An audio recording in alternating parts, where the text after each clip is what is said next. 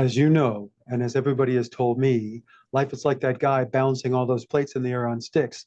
If any major aspect of your life comes crashing down, it can be devastating and even ruin you. To say it another way, we're only as strong as our weakest link, and it's often what we do not know that can hurt us the most.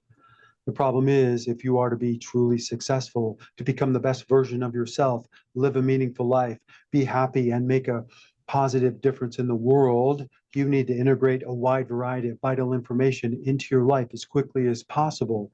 However, doing all the research, listening, watching, and reading all the thousands of books and all the materials and all the different genres to find those bits of knowledge on how to be your best physically, mentally, emotionally, spiritually, financially, in your relationships as a family, at work, and in society is certainly time consuming, not easy, or even possible for everyone.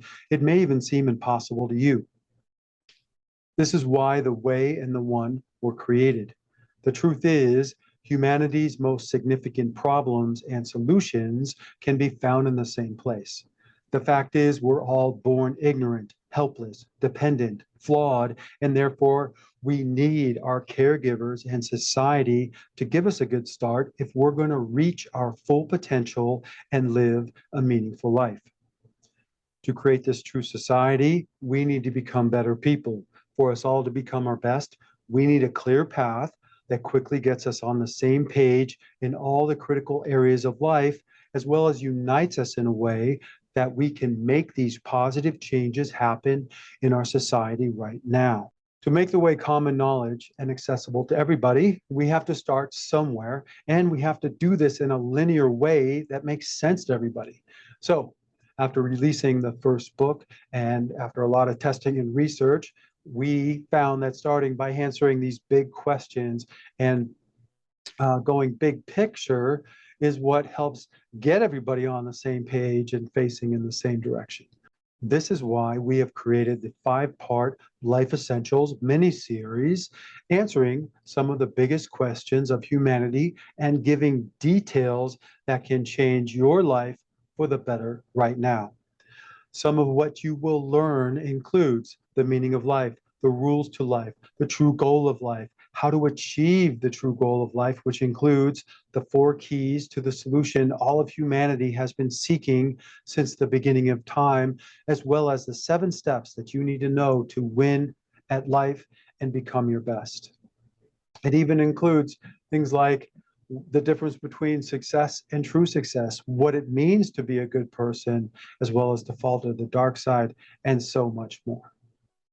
In the end, these universal truths,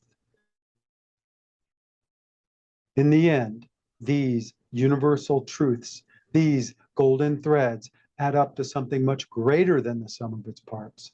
This is the solution that can help you and all of us be our best and fix our world. The fact is, you found this message for a very important reason. It's because you are a key part of this solution. The Life Essentials Masterclass is for everyone seeking that missing piece or total solution. It's for people who would like to skip some major steps and save a lot of time and money. It's for citizens who want to help create a better society and world. If this is the answer or even contains part of the solution that you've been seeking, you really don't want to miss out on this opportunity and let it slip by. So if you want your dreams to come true, to meet your current goals, go to that next level and beyond, take this free Life Essentials Masterclass. You have nothing to lose and everything to gain. The time is short and the need is great. So get started now by clicking the button below, or if you're seeing this somewhere online, simply go to our website, 7wayme. That's the number 7, WAY.me. It's the hub for everything. And just click on the big free Life Essentials Masterclass button that's on the homepage there. And as always, feel free to reach out to me with any suggestions or questions that you may have. And if you have not done so and you're seeing this somewhere, please like this video. This means you right now, please click it because it's going to help other people find us. It also helps if you subscribe, share, sign up for notifications, and leave a nice comment. Thank you so much for watching and all of your help. Until next time, wishing you peace, happiness, and true success always. God bless you.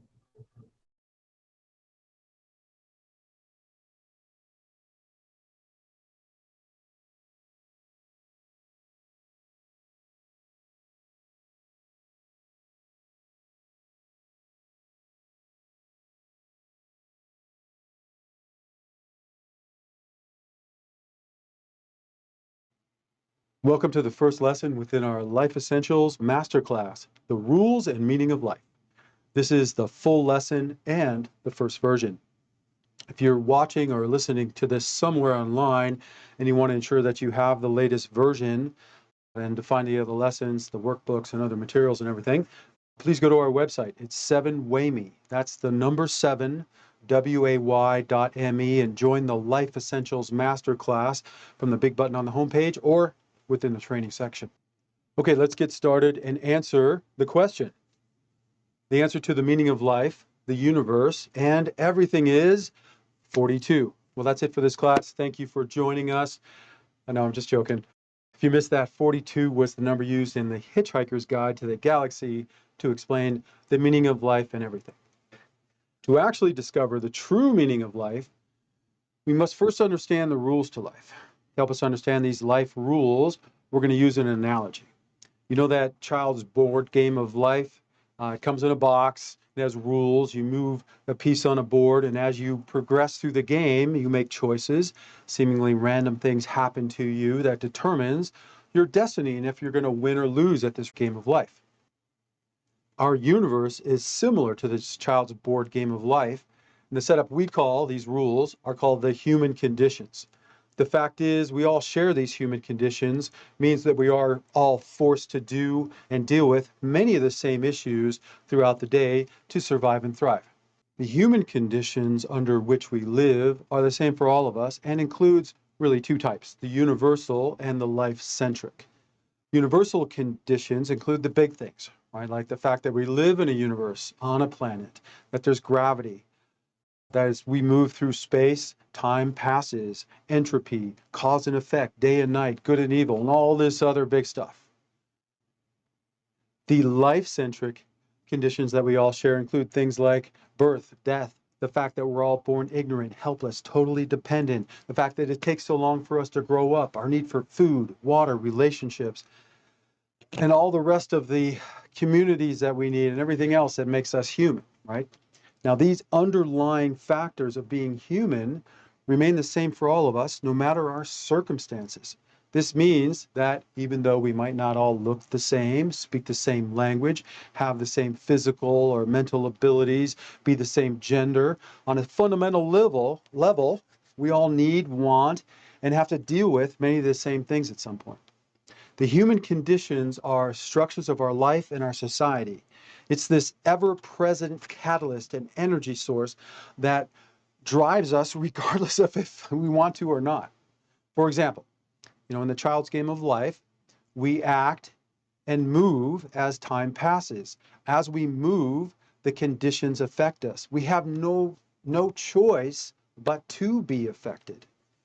Now, these human conditions focus our attention on essential aspects of what it is to be a sentient life form. It does all of this and much more in a repetitive manner. You can see this repetitive structure and the similarities between day and night and a life. In both cases, we awaken, learn, get tired, and surrender our consciousness. This repetition is designed to force us to think, choose, act in very specific ways, collectively and individually every day. The conditions allow us for an opportunity to learn and improve by choosing and implementing a better way of doing something this next time or the next day. Now, for many of us who believe in something more, this is really the whole point of why we're here, right? We inhabit these bodies for a short time because this is a training and testing ground preparing us for a greater reality. To be clear, over time, this repetitive cycle provides significant opportunity to gain deeper understandings and to refine and perfect many of the critical aspects of ourselves, our society, and our world. This is especially true as we pass on knowledge and infrastructure from generation to generation. The key here is to use these human conditions to spur us on in positive ways, individually and collectively as a species. This is key because this is really how you become a better person day by day by day. You know, if we do not use the human conditions to spur us on in positive ways, they lead to the negative, right? They lead to desperation, rationalization, confusion, and a lot of other negatives that we can plainly see within people, within ourselves, right? In our society. Okay, now that we understand the basic setup and rules to life, let's go deeper into the human conditions and their effect on our lives. When we analyze all the conditions and put them together, we find that they focus us on preserving our life, those that we care for, and changing our environment and our society so that they can help us, right? Basically, if you boil that down, it comes down to self-creation, self-control, and societal development. Basically, it's about managing yourself and everything around you. Just like the child's game of life, the human conditions are the board game and rules that constrain us in this great game of life. Think about it like this. You literally have to create yourself from a little baby into an adult, and you must control this process if you really are going to be your best. You also are doing this within a society that is either helping you become your best or it's not. From this perspective, you can see that the way and everything I'm talking about as commentary on these three focuses of self-creation, self-control, and societal development. Okay, let's go into each one of these a little deeper so we're all clear on exactly what we're talking about. Self-creation is the ability to create oneself into who you want to be. And again, we're all born ignorant. And by our very nature, as we grow, we use our free will and choice to create ourselves, right? From a little baby to an adult. Okay, let's go a little deeper into these ideas of free will and choice, for they really are essential to everything we're doing. Free will is the power of independent action and the ability to act or make choices as a free and autonomous being. Free will also means that we do not choose because of compulsion or predestination. Choice is to be able to decide which we feel is the best or most appropriate. Our decisions are exercised in action. Now, as we get older and more capable of understanding ourselves and our world, we make more choices. It's through this accumulation of the right knowledge that we gain wisdom to make the right choices and create ourselves into who we really want to be. Now, that being said, our freedom of choice and actions are confined, defined, limited, influenced by these human conditions that we're talking about. Free will means we can choose anything within these limits. For example, you can't choose not to eat or sleep and continue to live. You can't cool a nuclear reactor with your mind. You can't fly around in space without any protection and all the rest, right? This idea of constraint or limits applies to everything, including things like randomness and chaos, because they are also contained by our universe and these universal conditions, and therefore they're not truly random or chaotic. Okay, now let's move on from the self-creation aspect of the human conditions to the next of self-control. To be clear, self-control is our ability to control our behavior, especially in terms of our actions, reactions, and impulses. For example, your free will and choice allows you to control your behavior physically, what your body does, mentally, what you are thinking, and emotionally, what you are feeling. Now, here are some examples of self-control issues within each of these states. Okay, physically, Question: do you adhere to a good sleeping pattern? Do you care and maintain for your body correctly?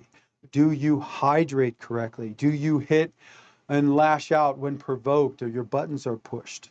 And now on the mental side, do you think, treat, and talk about yourself in a positive way? What is your constant mental focus? Or to say it another way, what do you think about most of the time? Is it positive or negative? Are you just wandering around without control, or is there any type of focus? Do you know what your core beliefs and influences are that affect your attitude towards everything? Okay, now emotionally, do you know what you're feeling and why? Can you feel a wide range of emotions, or are you just stuck on a few like anger and sadness and things like that? How about the extreme feelings? Are you prone to wide mood swings, or are they in proportion with the situation? How much significance do you give your emotions? Do they overrule everything else in your life? Can you rule your emotions with logic? And again, you should be able to change emotional states and go through this, feel empathy and sympathy.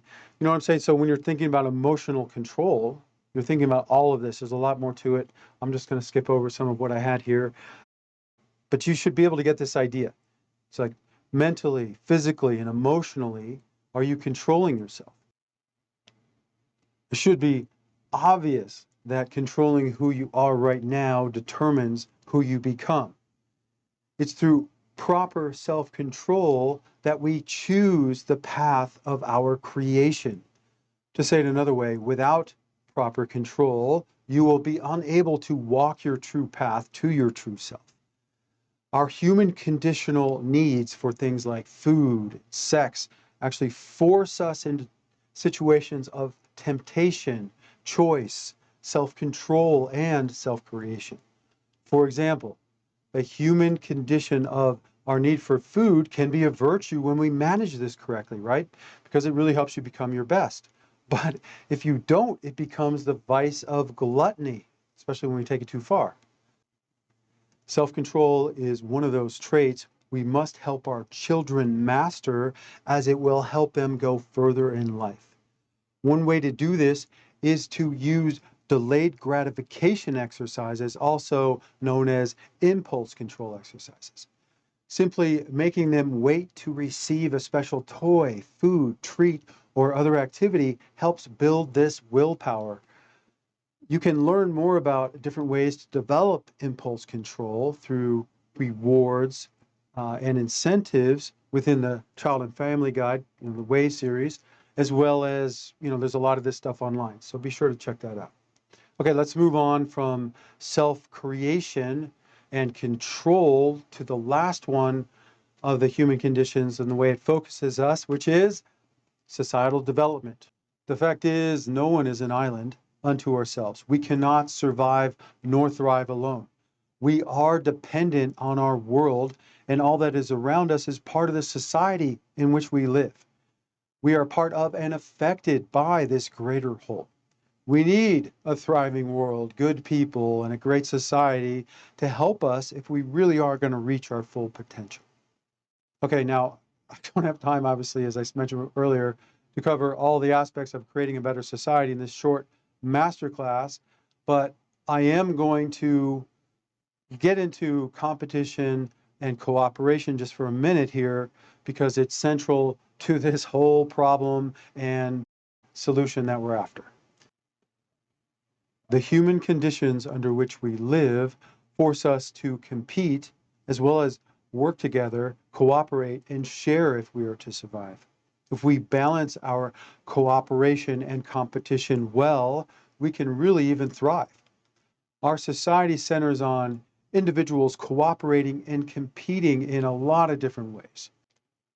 Our ability to cooperate and compete, as well as our ability to improve our skills and systems, is one of humanity's greatest powers and challenges.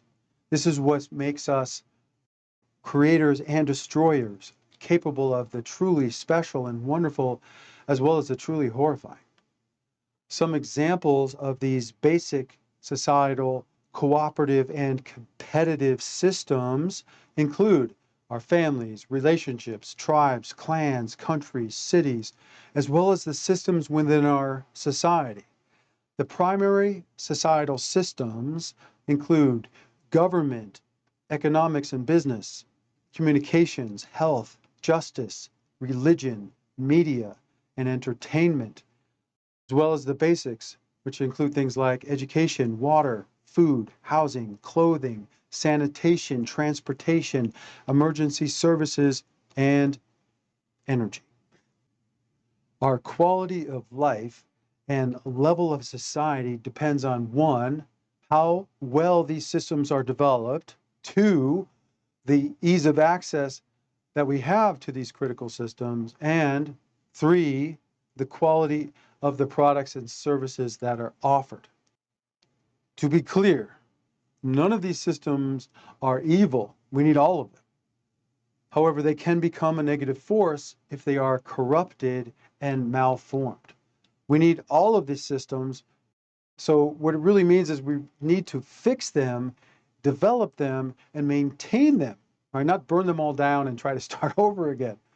So in the end, all the societal systems need to be running well if we are to really, truly thrive, for you to be your best, and for a society to be a wonderful place, and all the rest. The fact is, our shared human conditions forces us to work together to compensate for and to overcome the conditions under which we are forced to live. Cooperating as we compete is key if we're not only to survive but thrive. Our state of existence creates an ever-present life challenge for us to undertake individually as well as a society, for here we find opportunities to achieve higher states of being, to create a better society, as well as situations that are loaded with temptations and opportunities to be corrupted. So let's look at an example. Okay, take a sporting event where there's going to be a lot of people that are going to go to and watch, right? We find a lot of cooperation here, and there are rules, right? We have to select the locations, there are measurements, everything is, detailed right down to the nth degree, right? The competition comes in when we let these athletes run in the race. But even here, there are going to be rules, right? You all have to start in the right place. You get disqualified if you hit somebody, if you're running, or you're taking drugs, or using bribes, or whatever it may be. In the end, our competitive spirit taken too far without cooperation is what becomes corruption. Corruption is the acceptance of the unacceptable and the corrupt. In this light, one purpose of our human conditions become clear. These human conditions, they force us as individuals and as a society to make choices. These situations and our choices test our ability to live up to our conscience and our positive moral code, and to stand up against the corruption that's possible within ourselves and our society. Therefore, it's key to realize that cooperatively competing correctly at the highest levels is one of our greatest gifts, and is how we improve our culture and ultimately create the true society that we're really all after. However, it is also one of our greatest challenges that, if not handled correctly, can truly lead to our destruction. The only way to stop the bad is for the good of the world to unite and take the correct actions. Unity of positive purpose is the way to true success for us as individuals and as a species. Again, the focus on societal development is critical, for we're all born ignorant, helpless, and we need our caregivers and society to give us a good start if we're really going to live a meaningful life and be our best. Therefore, one of the primary goals as a species is to neutralize the desperation created by the human conditions under which we live. Right? We need to create a world where these horrible negative starts to life and other horrors just don't happen to everybody, because we created a better world. We all want to live in this conducive environment that helps us become better and better people throughout our lives. Now, knowing and sharing true goals as a species is the starting point on creating a better society. On a side note, this is why all the solutions and the way and everything works, is because it's all based in these human conditions that we all share. So be sure to check those out. And when you're looking at everything, honestly, you can see self-creation, self-control, societal development in everything. Not only that I'm doing, but pretty much everything that we're trying to achieve as a society. This whole setup under which we live is a training and testing ground. The human conditions are designed to ingrain key ways of being as they force us to use our free will to make choices that will determine our fate and our destiny. We have no option but to work to master the rules to life, or else we're going to fail. This is a great gift, as we're not just puppets, right? We can learn, we can choose, we can change, and we can do better. We can use this repetitive cycle under which we live, our free will, our choice, right? Our power of choice, to create a better path for ourselves and our society. We are here to prove that we are worthy and to live up to the promise of our creation. Okay, now that we understand the rules to this great game of life, we can unveil the meaning of life. However, before we go there, people find it helpful if we first understand what the word meaning really means, right? In this context, especially. When we say things like, what is the meaning of life? We define meaning in a way that emphasizes the idea of inner importance, our purpose, significance, self-worth, value, generally how, we feel about ourselves and how we feel about what we're doing every day. To say it another way, the meaning of life has to do with the value you find in who you are and what you do throughout your life. So what is a meaningful life? Okay, I'm just going to stop here for a second and do a quick recap, because the answer to this question is obvious and logical, right? So remember, the human conditions under which we live focus all of us on self-creation, self-control, and societal development in a repetitive way. And our success or failure in this great game of life is determined by the choices we make and the actions we take and how we handle these conditions from day to day along our life. So therefore, logically, we have to literally create and control our development from a baby to an adult. Then we must find meaning in the life we live every day. Or to say it another way, the meaning of life is in creating a meaningful life. Or to say it even another way, the meaning of life is found in making your life meaningful. Now, for many of us, while this answer is logical, it still may seem a bit unfulfilling. For if we are to create a meaningful life and find meaning, or however you want to say that, we need to know exactly how to do it. Ideally, if we are all to create a meaningful life, humanity as a whole needs a path that will work for all of us. When I say path, I mean an actual list of goals and the details on how to achieve everything. So the question becomes, what are the goals that we need to create this meaningful life? And then how do we find, or where do we find all these details on how to actually do this? Well, it just so happens that that's what's covered in the rest of this series. So be sure to catch the second lesson on the true goal of life, where we'll help you take one more step down the path to creating the meaningful life that you always wanted. And remember, if you're seeing this somewhere online and you want to see all the rest of the lessons and get all the other materials, make sure you have the right one. Go to our website, 7wayme, that's the number 7, WAY.me, and click on the big button on the homepage, Life Essentials Masterclass. As always, feel free to reach out to me at any time with any questions or suggestions. And don't forget, you can drop me a tip. Don't forget to give me a like, a subscribe, share, and leave a nice comment. It helps other people find all of this stuff. So thank you so much for watching, and thank you for your help. Until next time, wishing you peace, happiness, and true success always. God bless you.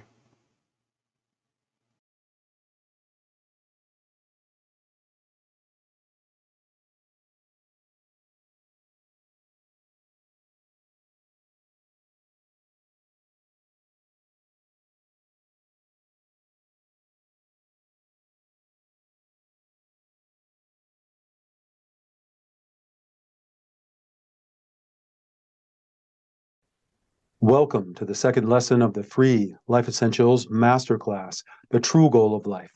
This is the complete lesson and the first version. If you're watching or listening to this somewhere online and would like to ensure that you have the latest lesson, find the other lessons, the workbooks, quizzes, certifications, and other materials, please go to our website, 7wayme. That's the hub for everything. That's the number 7, WAY.me, and join the Life Essentials Masterclass from the big button on the homepage or from within the training section. Now, within the first lesson, we discovered the rules to life and the meaning of life, as well as learned about free will, choice, why we are here, and a lot more. At the end of that lesson, we mentioned that if we are all to live a meaningful life, humanity as a whole needs a clear path that will work for all of us to get there. And when I say path, I mean the actual goals and the details on how to achieve them. So in this lesson, we start by asking and then answering the question, what is the true goal of life? What I have found is that many of us say the goal is to be successful. But what does success really mean? In our society and throughout all of human history, humanity usually links success to wealth, power, and fame, and even holiness, intelligence, and beauty, with those of us at the highest levels called the most successful. Our society's focus on these areas has guided me to study the lives of the most successful people throughout history. This includes our greatest leaders, as well as the most wealthy, powerful, famous, holy, intelligent, and beautiful. Also, through my work and travels, I have made friends with and worked with many very successful people. What I found shocked me because there is a recurring problem that shows up in many, if not most, of these successful people's lives.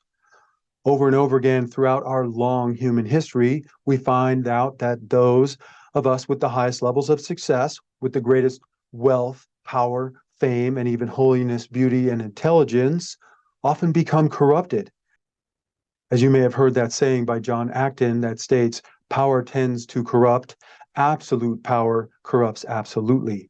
I have found that this is true with few exceptions. Before going further, to be clear, when I say corrupted and talk about this topic, know that I am not talking down to or judging anyone. Any of us can be corrupted. This is because we, the human race, were created with a flaw that is also a gift, as it allows us to potentially fail as well as to succeed in life. The potential of corruption is part of the human conditions under which we live and requires certain knowledge and belief and action to compensate and overcome it. Corruption is a human problem and a global one that we have been fighting since the beginning of our creation. The fact is, this is the only time in human history that we can actually make the global changes that are needed to fix this issue. This is one of the main reasons I'm here. The Way and the One are guides and organizations that can immunize humanity against corruption. Let me start off by giving you an executive summary or high-level view of success before I go deeper into the problems, corruption, solutions, and what true success really means. To be clear, what society calls successful as measured by wealth, power, fame, beauty, intelligence, and holiness is not true success nor the ultimate goal in life. If it were, these conditions would naturally create better people and a better society. And now, after thousands of years being led by these so-called successful and holy people, we'd be living in a thriving world and a global society that is much healthier and more peaceful than it is now or ever has been. These traits are not how we gauge a meaningful life, nor is it what we truly seek. To say it another way, wealth, power, fame, or even being holy, intelligent, or beautiful is not true success, because if it happens to you, it does not mean everything in your life is just fixed and perfect. You don't automatically become happy, healthy, have great relationships, know what to do or how to do everything correctly, nor do you have all the rest that makes up a meaningful and wonderful life. The truth is, many, if not most, of the most powerful, wealthy, and famous are the most lonely, unhealthy, unhappy, angry, confused, lost, and corrupted.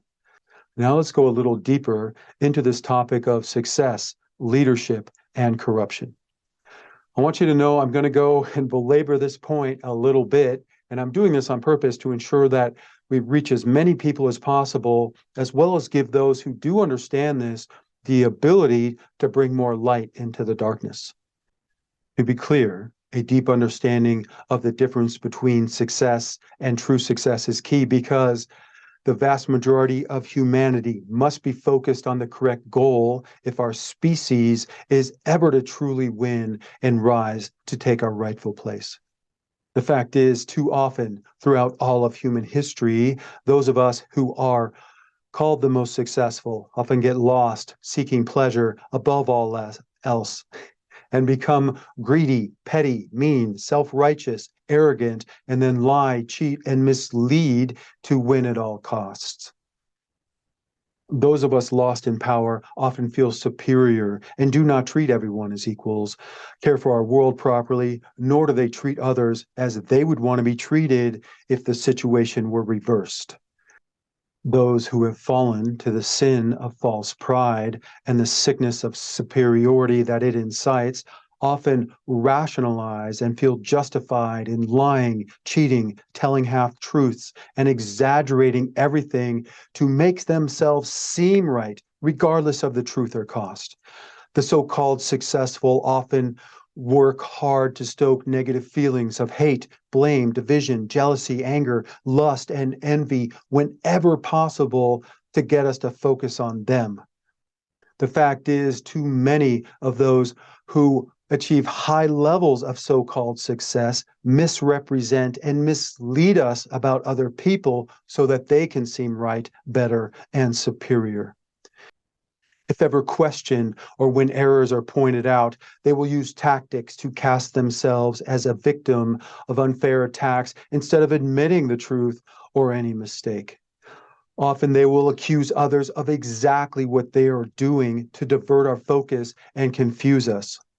Many of those at the highest levels of power do this while claiming to be good and fighting evil. The fact is, the human conditions, our malformed legacy systems, and our human flaw has left us with generally two types of leaders at the highest levels: those of virtue and merit, who are truly seeking to find solutions and spread truth and to help us. And then there are the lost and corrupted leaders who have failed the leadership test and are caught in the grip of vice, who want to control everyone and see everything as win-lose and a competition to gain more power, wealth, and fame for themselves. We can clearly see so many of us lose our way as the most successful rulers and leaders throughout all of human history have done everything, including destroying lives, societies, and our world to gain more power, wealth, and fame for themselves. These fallen leaders rationalize evil into good and delude themselves into believing that might, money, and power makes right. They too easily treat us, the vast majority of people, other life, and our precious, irreplaceable, and life-sustaining world as their personal, disposable resource, game, or toy. Where we, the masses, are most often thought of as pieces on a game board or numbers in a calculation rather than as special, unique, and precious individuals to be cared for with the utmost of respect and urgency. The truth is, highly successful people often live lives that are so far removed from what normal people live that they're out of touch, and their sense of empathy, sympathy, emergency, and urgency has become distorted, and they don't know what to do to help us. They do evil thinking it's good. They don't do enough. They do the wrong things, or they just don't do anything to fix the things that are clearly broken. Too many waste their lives falling to temptation and the dark side by seeking to fill their lives with endless pleasure, leisure, parties, entertainment, vice, lust, and luxury. To verify this fact, we need only look throughout all of human history and within our current news and media to see the truth of this. Here we can plainly see the tragedies of the so-called successful lives spread out before us with all the acts of abuse, lack of self-control and direction, waste of money and time, bad relationships, lack of good deeds, lies, pettiness, as well as all the other corruptions of character and needless trauma and drama. We can see how most of those who have the power and resources to find the solutions to the greatest problems facing humanity would rather spend their time fighting, perpetuating the past, broken systems, flying around in space, or on other trivial pursuits. We can see throughout history how the majority, the many billions of us, have been and are underpaid and exploited, so a few people can take more than their fair share and more that they can ever use. How much of our precious environment has been destroyed by people, governments, and companies who could do what is right and even claim they are caring for our world properly. We can all plainly see the proof of these lies and poor management everywhere, and especially as they are actively working to destroy the lungs of the world for greed. How many billions of us have been killed and displaced throughout history and right now because of war and the pettiness, mismanagement, willful ignorance, arrogance, greed, and lack of morality by the few in power? It should be clear to all of humanity that throughout time, powerful people, companies, governments have lied to us in order to manipulate us so that they can get what they want, no matter the truth, cost, or what is truly good or right.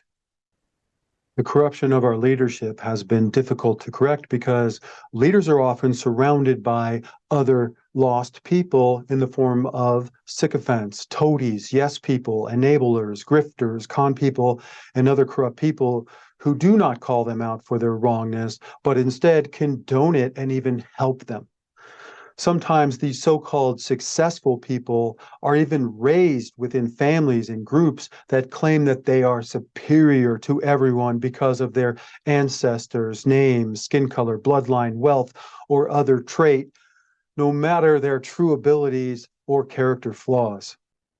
Sure, there are exceptions to this general rule, and there are more good people with power in our age than ever before, but that's the problem. They are only exceptions, and the good are greatly outnumbered and divided. Throughout all of human history, we see few successful people, businesses, and organizations use their power and excess wealth for something truly good. Fewer still unite to do some great good deed in the world. The truth is, few of the so-called successful go beyond paying the minimum or giving the minimum to charities, and they only do that so they can get positive press and tax breaks. Clearly, the many good deeds that are desperately needed are not being done on a large scale by the so-called successful people and organizations who have the resources and power, or a society and world would not be in the sorry state that it is. The poor are not poor because of lack of work. For most work more than full time, it's because their wages are being stolen so a few can make even larger profits. Our world is not being destroyed out of ignorance or lack of alternatives, but instead because of people who are lost and fallen to greed. The same is true with our faiths. If we manifested the true virtue found within them, our holy organizations would not be splintered, corrupted, self-righteous, and harmful as so many of them have been and become. Instead, they would have brought enlightenment, peace, and been working to solve the world's greatest problems, and everything would be much better by now. You should be able to see the truth of my words. What do we have? We can plainly see the fight between good and evil within our governments, businesses, religions, and other systems played out everywhere. Again, it's not the systems that are evil, it is our flaw that shows up within them that we need to compensate for. As I said, what society calls successful as measured by wealth, power, fame, beauty, intelligence, and holiness is not true success, nor the ultimate goal in life. If they were, these conditions would naturally create better people and a better society. And now, after thousands of years of being led by the so-called successful and holy people, we'd be living in a thriving world and a global society that is much healthier and more peaceful than it is now or has been. These traits are not how we gauge a meaningful life, nor is it what we truly seek. To say it another way, wealth, power, fame, and even being holy, intelligent, and beautiful is not true success, because if it happens to you, it does not mean that everything in your life is just fixed and perfect. You don't automatically become happy, healthy, have great relationships, know what to do, know how to do everything correctly, and have all the rest that makes up a meaningful and wonderful life. The truth is, many, if not most, at the highest levels of power, wealth, and fame are the most lonely, insecure, destructive, lazy, unhealthy, unhappy, angry, confused, lost, and corrupted. Okay, let's just stay here for a second and go a little deeper. So if what humanity has generally called success, as tied to wealth, power, fame, intelligence, beauty, and holiness, is not true success, what is it? The truth is, success in this context is really one of the greatest challenges any human can face. This is because people at the highest levels of success face massive temptation and tests that, if not handled correctly, will corrupt that person, and likely, because of that corruption, hurt a great number of people, our society, and even our world. As I mentioned earlier, this pervading corruption does not mean that it's wrong to be wealthy, famous, powerful, intelligent, beautiful, or holy. These aspects just need to be managed correctly if we are to reach our full potential individually and collectively as a species. In fact, being wealthy, famous, powerful, intelligent, beautiful, and holy are key aspects of our society and are helpful if handled correctly.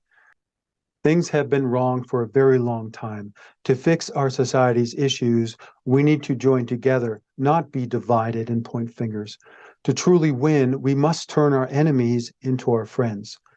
To get there, we need to understand this key point, right?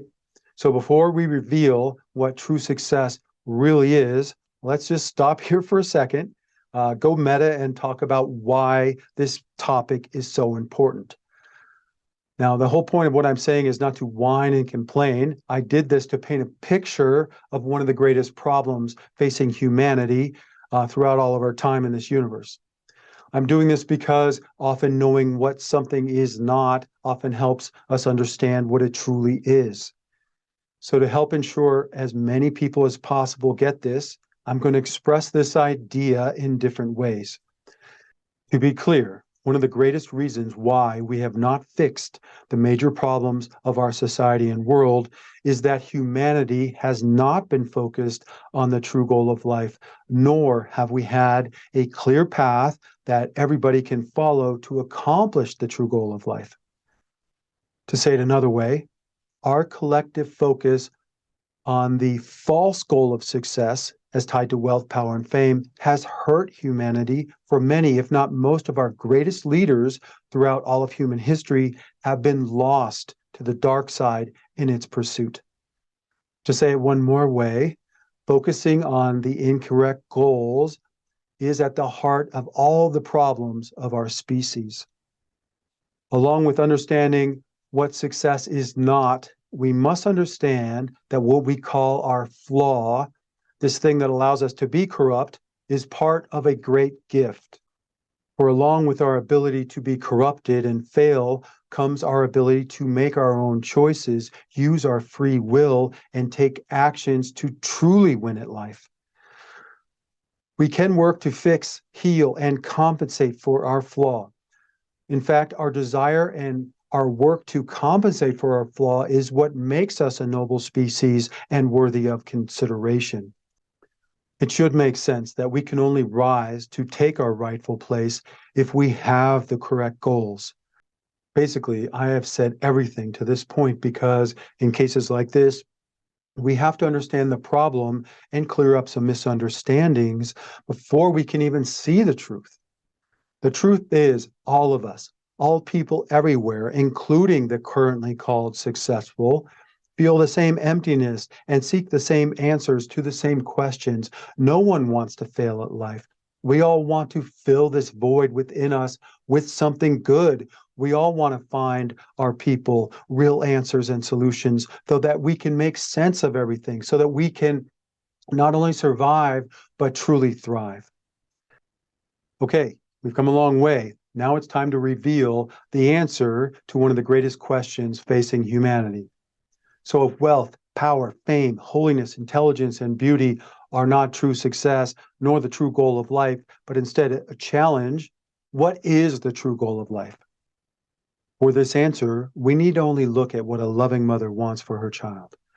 She wants them to live, to be healthy, happy, safe, to have positive, long-lasting relationships, to be educated, to find something that they feel passionate about that's worthwhile. Ideally, doing that to support themselves. She wants them to not only survive, but thrive, living a true life where her child grows, overcoming obstacles and challenges, and is a good and kind person who works hard and has all the rest that makes up a full and wonderful life. This is the true goal of life and what we all want. Everybody wants to become their best self and live a wonderful life. This is very important. So let me just say this a few different ways. First, by tying this concept back to the first lesson within our Life Essentials Masterclass. The rules to life under which all of humanity lives, these shared human conditions, force all of us into similar circumstances, which are filled with challenges, temptations, and tests that can either make us or break us. Therefore, the true goal of life is to take the right actions as time passes so that you become your best and live a meaningful life. It should seem obvious that not being corrupted, but instead having all of what makes up a wonderful life, like being happy and healthy, having great relationships, a worthwhile passion, a solid moral code, good coping skills, and all the rest is how you create a meaningful life and is where you find the greatest meaning.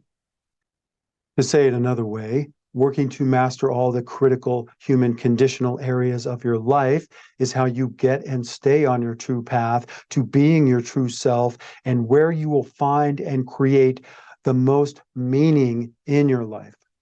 To say it another way, the true goal of life is to be your best physically, mentally, emotionally, spiritually, financially, in your relationships, as a family, at work, and in society. To say this in a more metaphysical, religious, and spiritual way, the true goal of life is to stay on your true path, be your true self, and live your true life.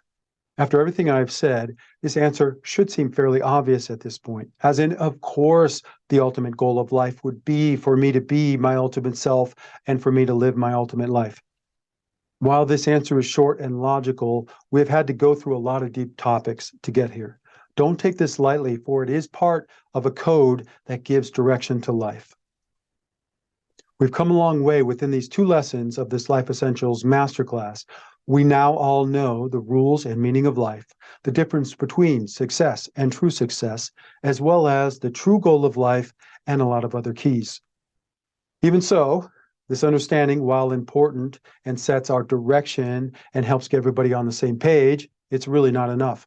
We still need to know the exact details on how to achieve the true goal of life. Well, it just so happens we picked that up in the third lesson, how to achieve the true goal of life. So be sure to catch it and the rest of the lessons of this free Life Essentials Masterclass. As always, feel free to reach out to me with any suggestions or questions that you may have.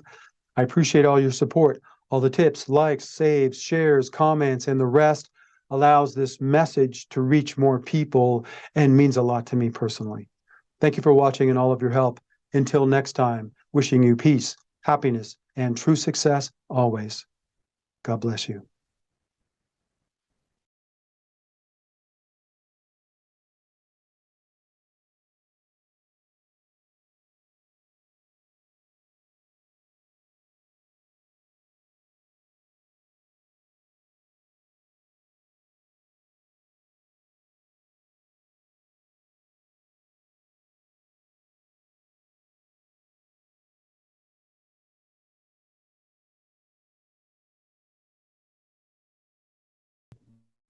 Welcome to the third lesson of this free Life Essentials Masterclass, how to achieve the true goal of life.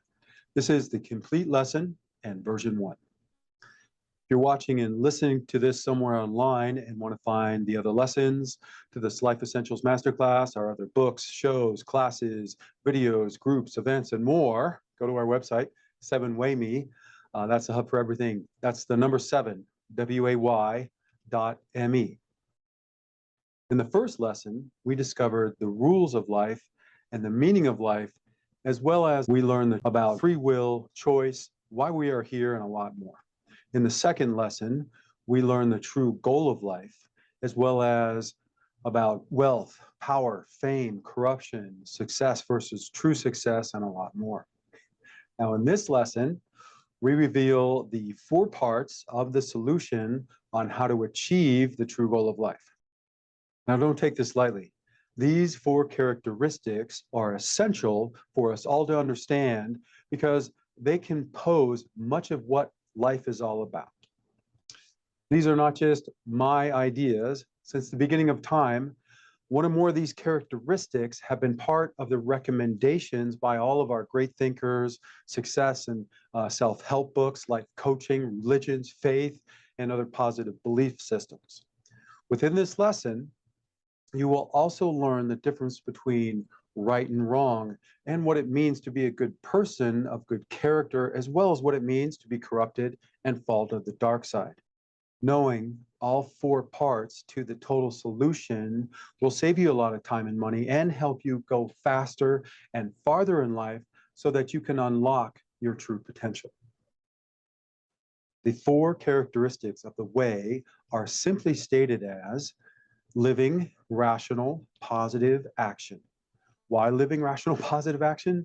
Living because the solution we need must be something that we can do all of the time.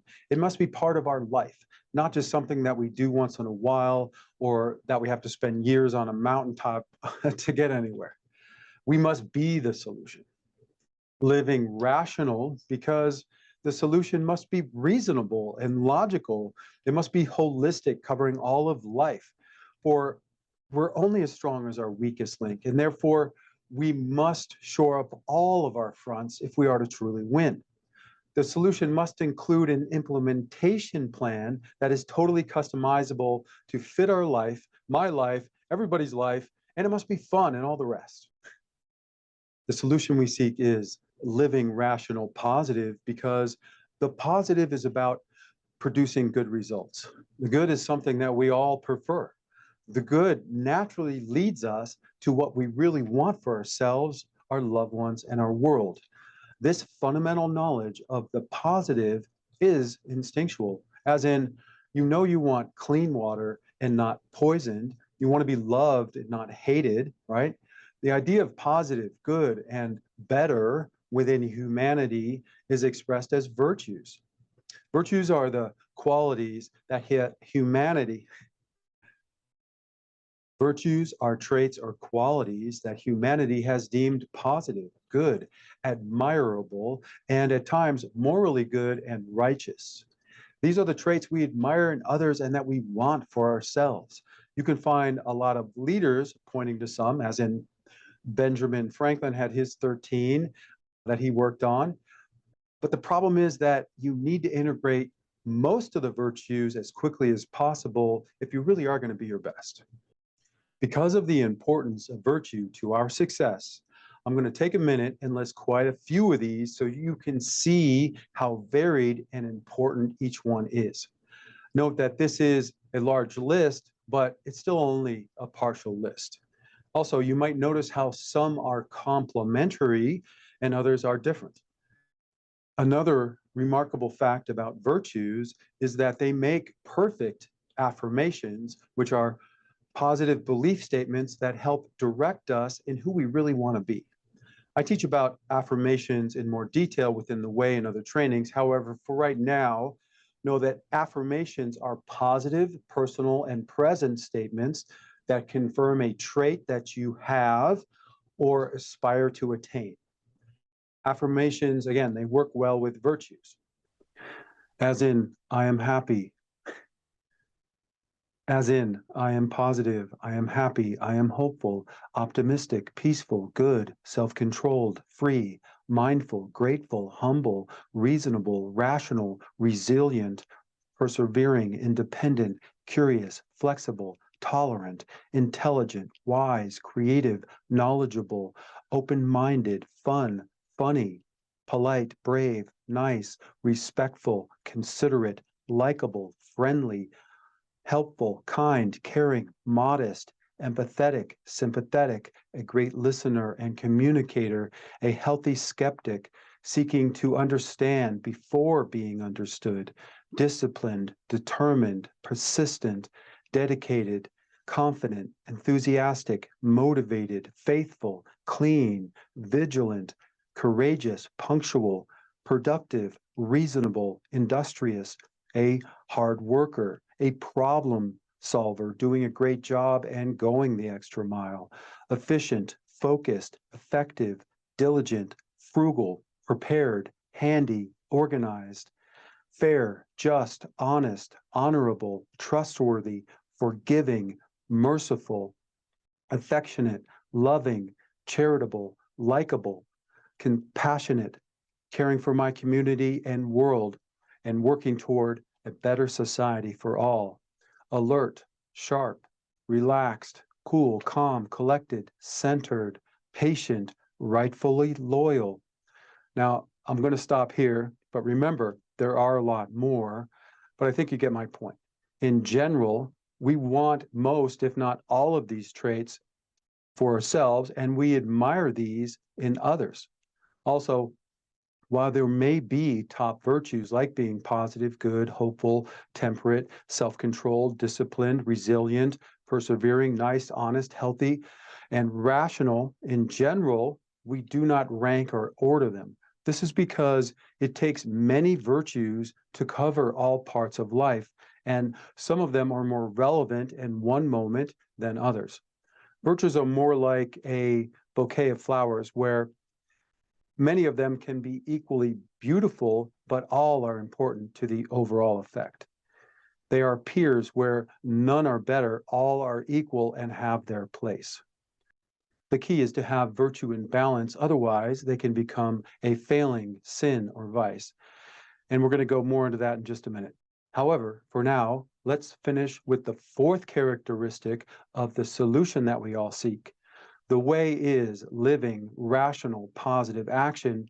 Action because to be our best, we need to turn virtues into action, and we do this through best practices. A best practice is basically the best way for you to do something. With every virtue, there must be an action if we're going to make it real. For example, think about the virtue of being punctual. This requires us to take actions like setting reminders and leaving on time. To live the virtue of being healthy requires us to take a lot of different actions like having good sleep, exercise, eating habits, and more. Now, before getting overwhelmed on how to integrate all these wonderful virtues into your life and best practices, we're going to cover exactly how to do this because that's what the way is actually about. Okay, so don't worry about that. We got you covered. Okay, with that said, though, let's go deeper into actually how to make yourself a better person by living rational, positive action. Now, it takes about 90 days to acquire a habit, and a habit is really a settled way of doing something, especially one that is really hard to give up, right? It becomes part of your life. So our goal is to have positive habits based on virtues and their best practices, covering all the key areas of life that we ultimately just live without even having to try. So by adding in virtues and best practices into your life in every 90-day cycle, you're going to get better and better as time passes. This is how we continually improve and for the rest of what we need to fall into place naturally. To be clear, the way of virtue is not about being without or stopping. The way is abundance and doing, where we naturally crowd out the bad and the negative with the good and the positive. And let's stop here for just a moment and go deeper into the idea of positive and negative, good and bad, and right and wrong. I'm doing this because I've talked to many people who question whether good and bad exist, and others who say things are all relative. I also hear people who don't seem to know the difference between right and wrong, or what it even means to be a good person and have good character. I've even seen shows and heard leaders that are advocating negative characteristics as good traits, as in greed is good. To be clear, life is relative in some cases. For example, with the story of the hunter and the deer, as killing is good for the hungry hunter, but clearly bad for the deer, right? But good and bad is not all relative when it comes to humanity. So for clarity, the opposite of virtue, the bad, negative, and wrong that we are looking to crowd out is vice, failing, corruption, and sin. Most of us have heard of the 7 deadly sins. These include wrongful pride, envy, gluttony, lust, anger, greed, and sloth, which is laziness. To be clear, there is rightful pride, like feeling happy about something good that you have achieved, and wrongful pride, which is pride taken too far, where it becomes the sickness of superiority, where you are always the best and right no matter what. Some examples of other failings include lying, cheating, stealing, bearing false witness, deceiving, being unjust, being hateful, unfair, unequal, mean, selfish, self-righteous, spiteful, wasteful, prejudiced, and again, there's a lot more. These are the traits humanity does not want in ourselves or in other people, right? We don't like these. We don't want these in our institutions and our companies, religions, and governments. Being full of vice instead of virtue is what it means to be a bad person, corrupted, to have bad character, and to have fallen to the dark side. What we're talking about right now, this big universal truth, is something we all have to know. To be clear, virtue overcomes all human failings, vice, corruption, and sin. I'm going to say this again because it's really key to fixing ourselves and our world. Virtue overcomes all human failings, vice, corruption, and sin. For example, living rational, positive action, being mindful, and developing good self-discipline and self-control gives you key abilities that will help you overcome all vice. Let's go over some other examples of virtues overcoming the 7 deadly sins. Know that there are several virtues that can help overcome every vice.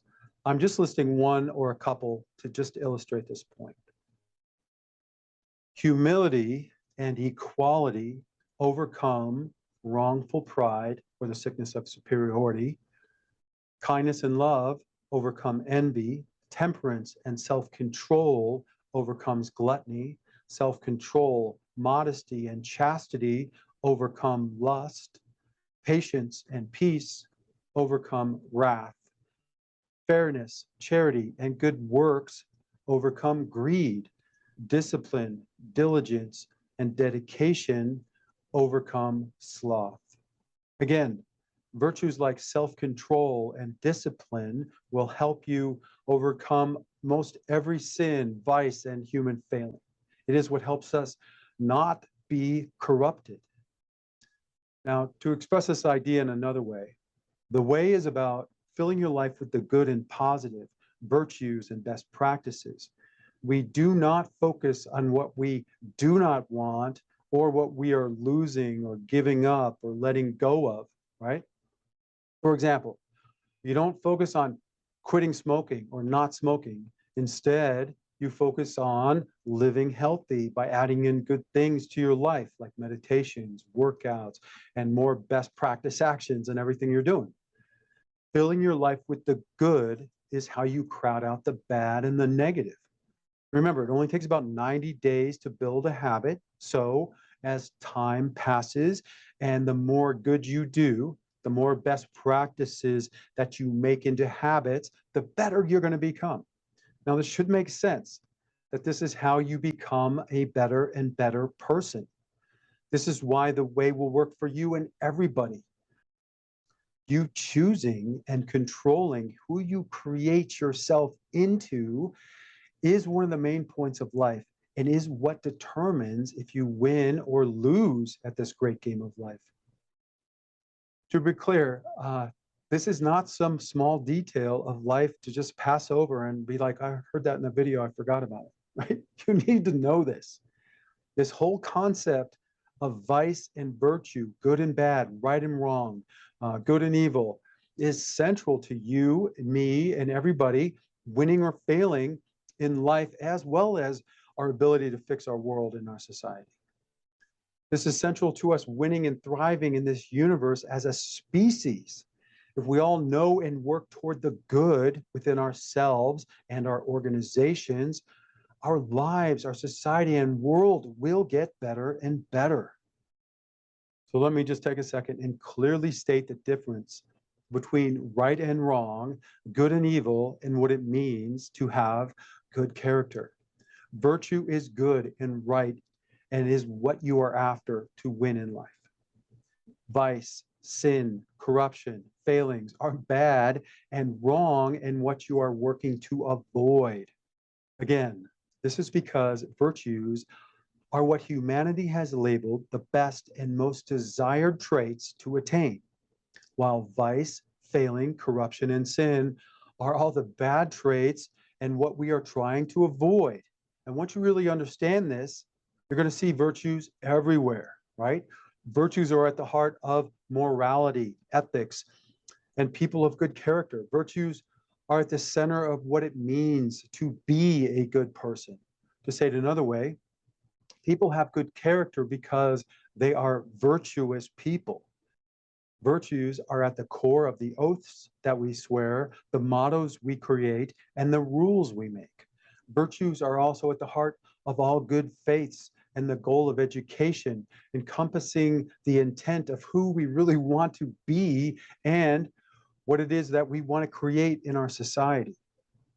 Now, this insight is, again, not something to just slough off, right? This is going to save you a lot of time and money in the pursuit of knowledge for all self-help, spirituality, self-improvement, relationship, success books are all focused on virtues.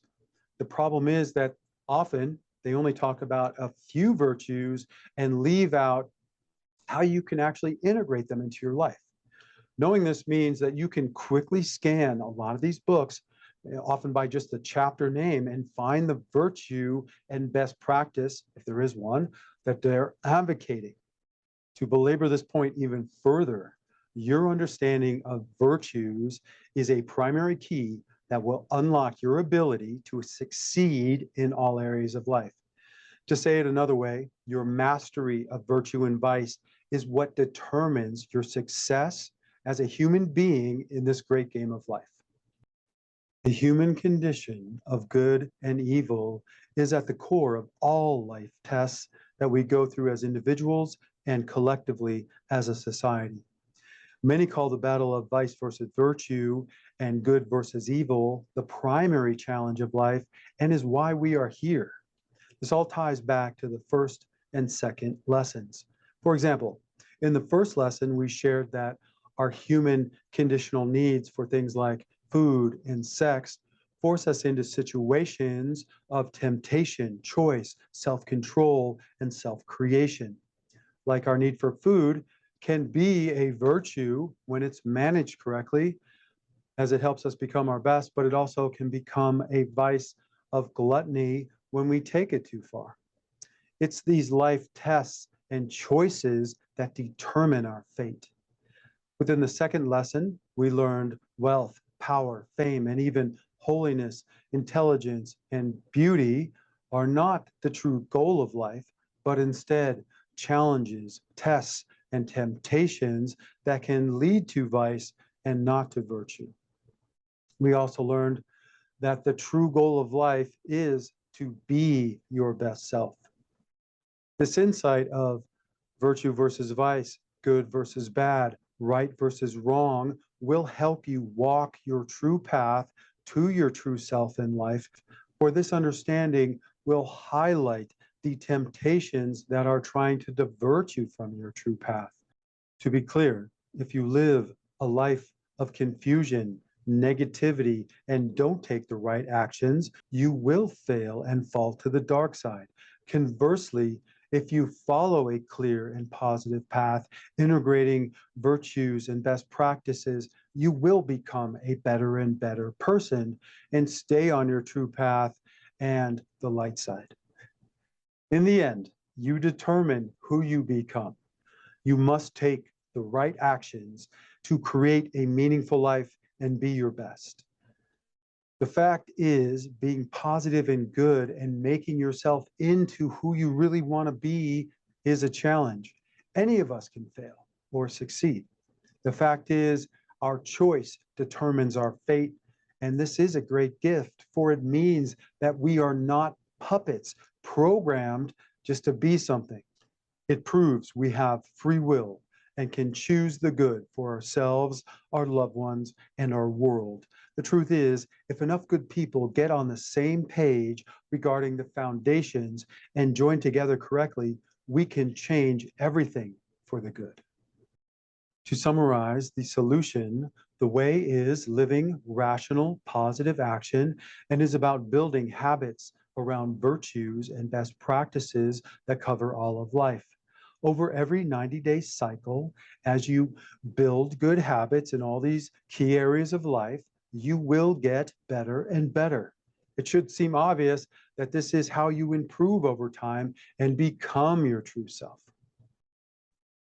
Now that we're all on the same page regarding the meaning of life, the true goal of life, and the 4 parts to the solution, as well as what it means to be a good person and the differences between right and wrong and good and evil, next, we need the details on how to integrate all of these virtues and best practices into our life.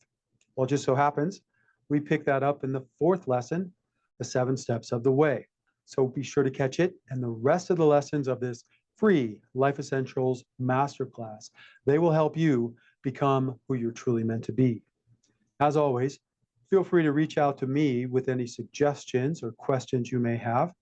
And if you like this and would like to help support our efforts with a tip or in other ways, you can find links below, or you can go to our website, 7wayme. That's the hub for everything. That's the number 7, WAY.me. And if you have not done so and you are somewhere where you can, please like this video. This means you right now. It's going to help others find this. It also helps if you subscribe, share, sign up for notifications, and leave a nice comment. Thank you so much for watching and all of your help.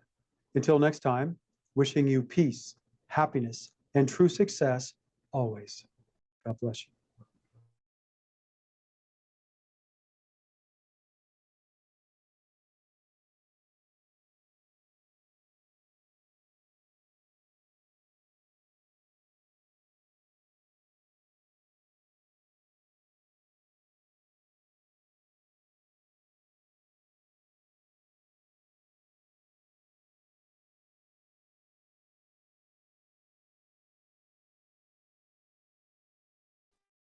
Welcome to the 4th lesson of this free Life Essentials Masterclass, where we overview the 7 steps to achieve the true goal of life. This is the complete lesson and the first version. If you are watching or listening to this somewhere online and would like to find the other lessons to the Life Essentials Masterclass, or our books, shows, classes, videos, groups, events, and more, please go to our website, 7wayme. That's the hub for everything. That's the number 7, WAY.me. Now, a little recap. In the first lesson, we discovered the rules of life and the meaning of life, and we learned about free will, choice, why we are here, and a lot more. In the second lesson, we learned the true goal of life, as well as about wealth, power, fame, corruption, success versus true success, and a lot more.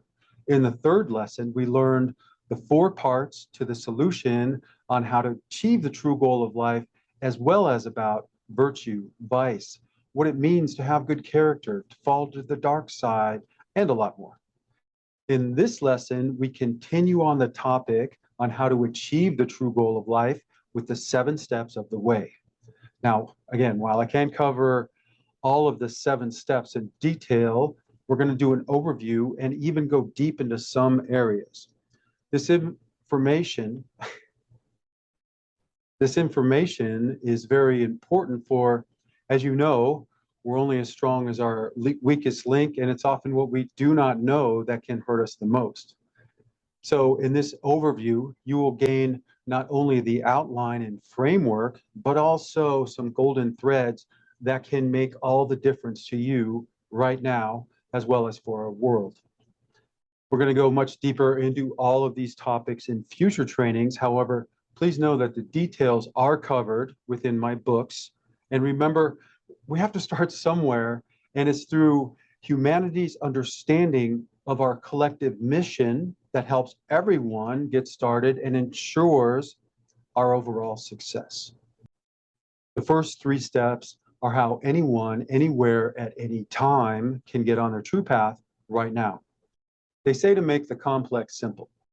So while the first 3 steps of the way may seem simple and are relatively short, they are logical and also very deep and key to understanding ourselves and all of humanity. So don't dismiss these first 3 steps, for they are the very first layers of the foundation that we can all stand on. Okay, let's go. Step 1, know, as in, I know the good. First, we as individuals must perceive something and then learn about it to know it. Humanity innately knows good from bad and the positive from the negative without much thought.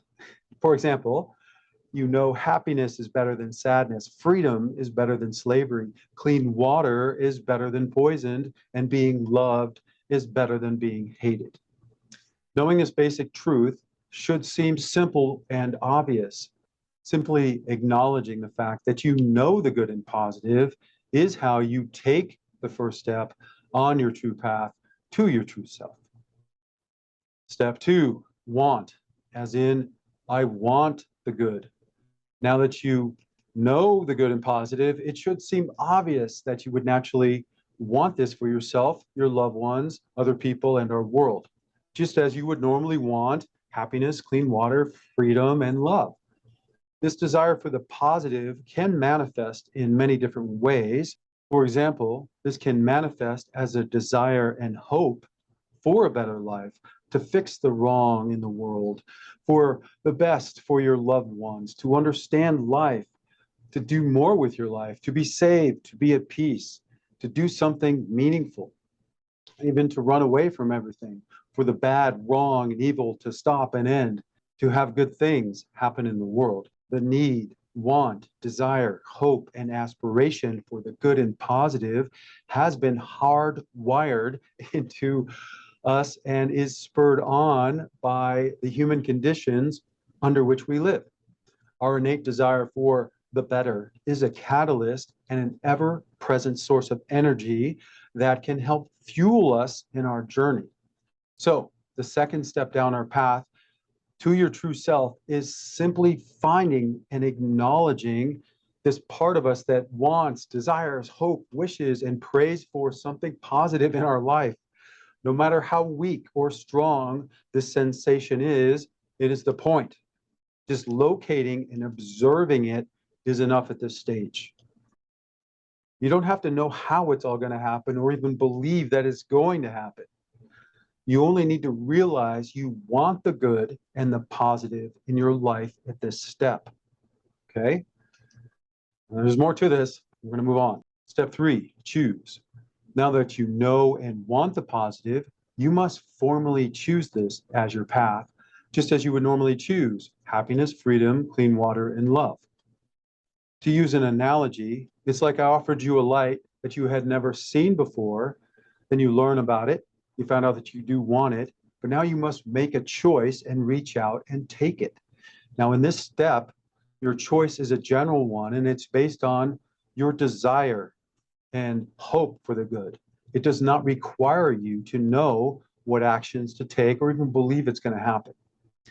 The key is to understand the wholeness of the way and then make a true choice that will override other desires and that will last. No matter how tentative your choice is, it will be made firm and realized more deeply through understanding and living the way. Your choice can be made anytime and reaffirmed throughout your life. Within step 3 of the way, we will show you exactly how to make a true choice and give you other details on how this all works. But at this point, it should be clear that you know the good, you want it for yourself, your loved ones, and other people, and even our world, and that you must choose it if you are to attain your true desire. To know, want, and choose the positive and good are the first 3 steps down your true path. It should seem simple and obvious that you know what good is, want the good, and would choose it. While simple in wording, knowing, wanting, and choosing the good as a species is truly deep and really speaks to our creation and the conflict at the center of life and really the general focus of all of humanity, right? We could write books solely on these 3 steps. However, the first 3 steps is not really the whole purpose of the way. It's just the start. The way is about showing all of us the fundamentals as quickly as possible so we can all become the best people we can be and fix our world. It does not matter who you were or are, only who you want to be and who you choose to become. Let go of the past. Choose to make yourself into the best version of yourself. It's okay if you didn't have a really happy or easy start. It does not really matter what you have done, only where you end up. Direct all of your experiences and energies into the ultimate goal of becoming the best version of yourself, and you will achieve it. To be clear, if you understand these first 3 steps, have made your choice for the positive and good, you are on your true path right now. But to become your true self, you have to go further. Now, before I go on, I want to point out an interesting aspect of each of the steps of the way. We can list them by number and a word. All the words said together show us the path that we are taking. The way was discovered by placing each of the steps in order, and many people have found it helpful to view them in the form of a simple affirmation. We can add in words like good and positive, and even the word like light to each one of these to have them form an affirmation. For example, we can say the first 3 steps of the way like this. I know the good. I want the good. I choose the good. Or, I know the positive. I want the positive. I choose the positive. And even, I know the light. I want the light. I choose the light. The remaining 4 steps of the way cover what is needed to manifest our knowledge, desire, and choice for the positive within our life as quickly as possible. Before I move on, I just want to say one other point here. We're almost halfway through the 7 steps, and I would like to think that most of us, if not all of humanity, would agree with the first 3 steps. It's logical, right? And we can all walk them. Remember, if we are to get anywhere, we have to start somewhere. And it should be very clear to you that you know and want the good within your life, and that you must choose it if you are to attain your desire. This universal truth, added to others that I'm going to share, will create something that's much greater and grander than the sum of its parts, and will lead us all to where we're looking to go. Okay, that's it for the first 3 steps.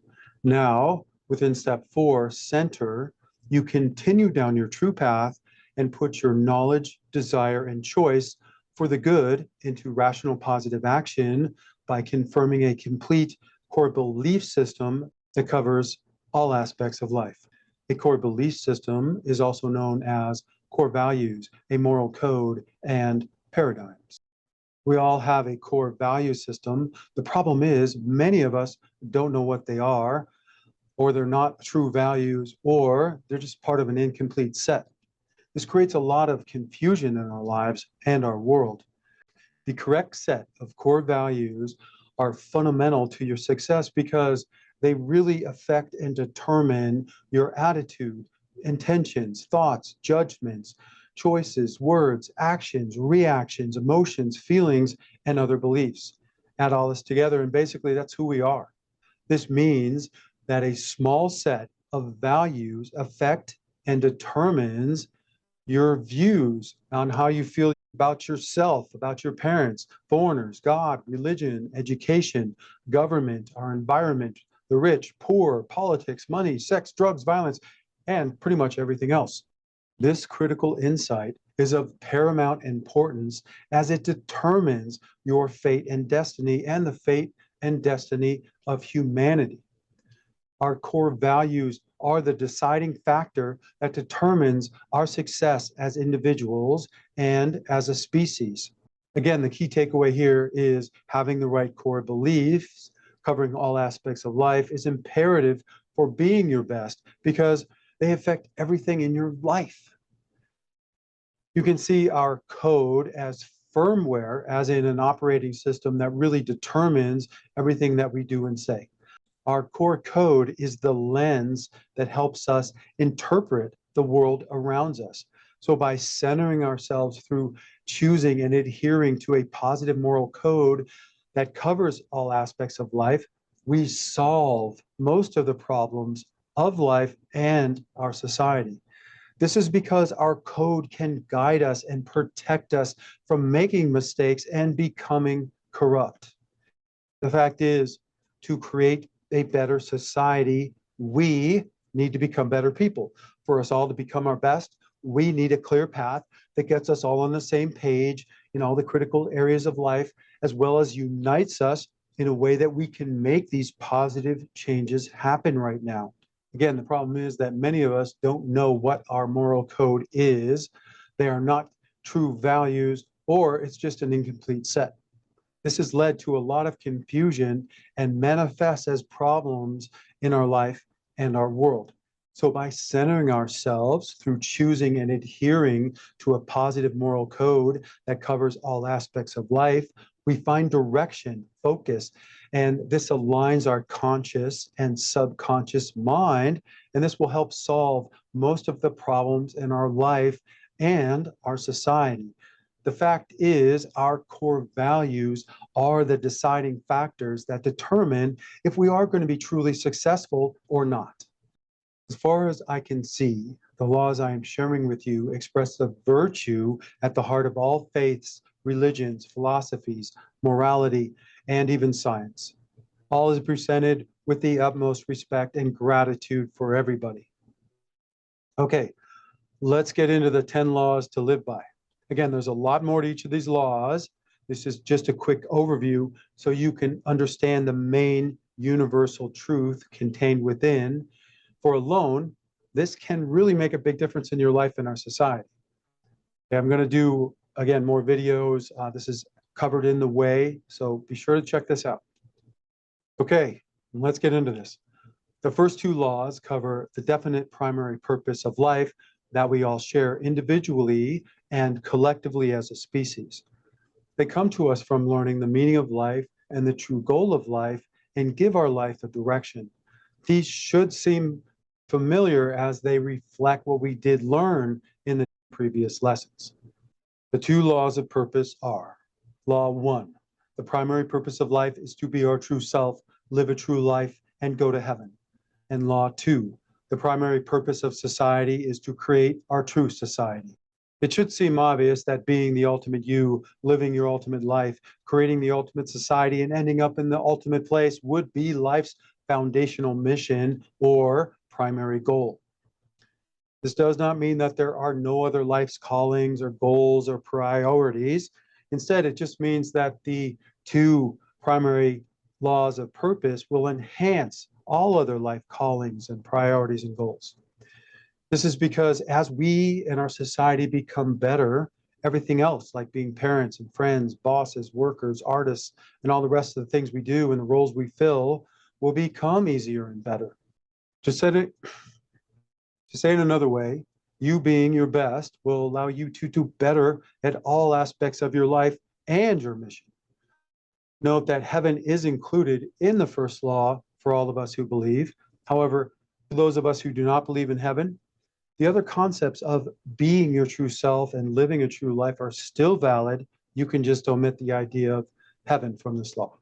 I'm leaving out a lot, obviously, of detail, but I want you to understand that these details are really key because they can enhance your understanding of everything I just said and will help you in your life. So don't take them for granted. Check them out in other videos within the way and whatnot. So anyway, let's move on. The next three laws are the universal laws. They are the basic framework on how we deal with everything that is not you or God. You need these laws because none of us, no one is an island unto themselves. Instead, we are all part of this great web filled with other people and life, all wrapped in a really complex society. And again, don't take these laws lightly because if humanity lived by them, they would solve most of the problems of the world. That's not hyperbole.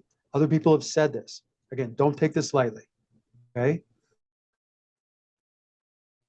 Law 3, respect life. This law covers how we care for all of life, our world, and our universe. Respecting life means we give it careful consideration, thoughtfulness, and deference in regard to how we act and react towards it.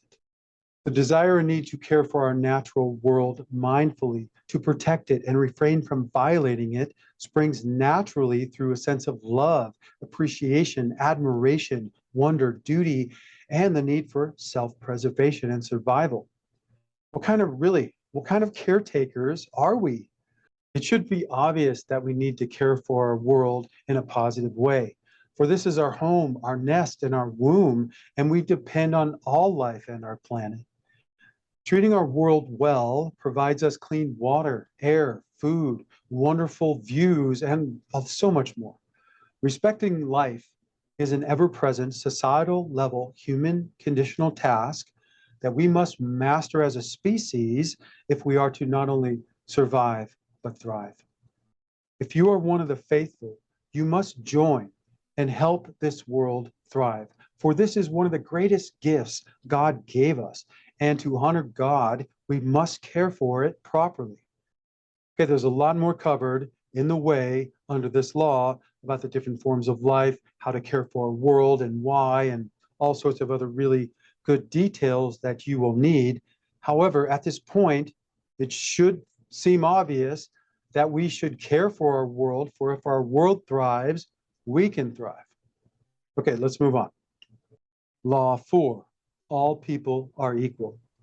When we talk about people being equal, we do not mean that every human is equal in ability, as clearly some of us are better able at some things than others, nor does it mean that you have to like everybody to the point where you would want to hang out with them, as clearly we click with some people more than others.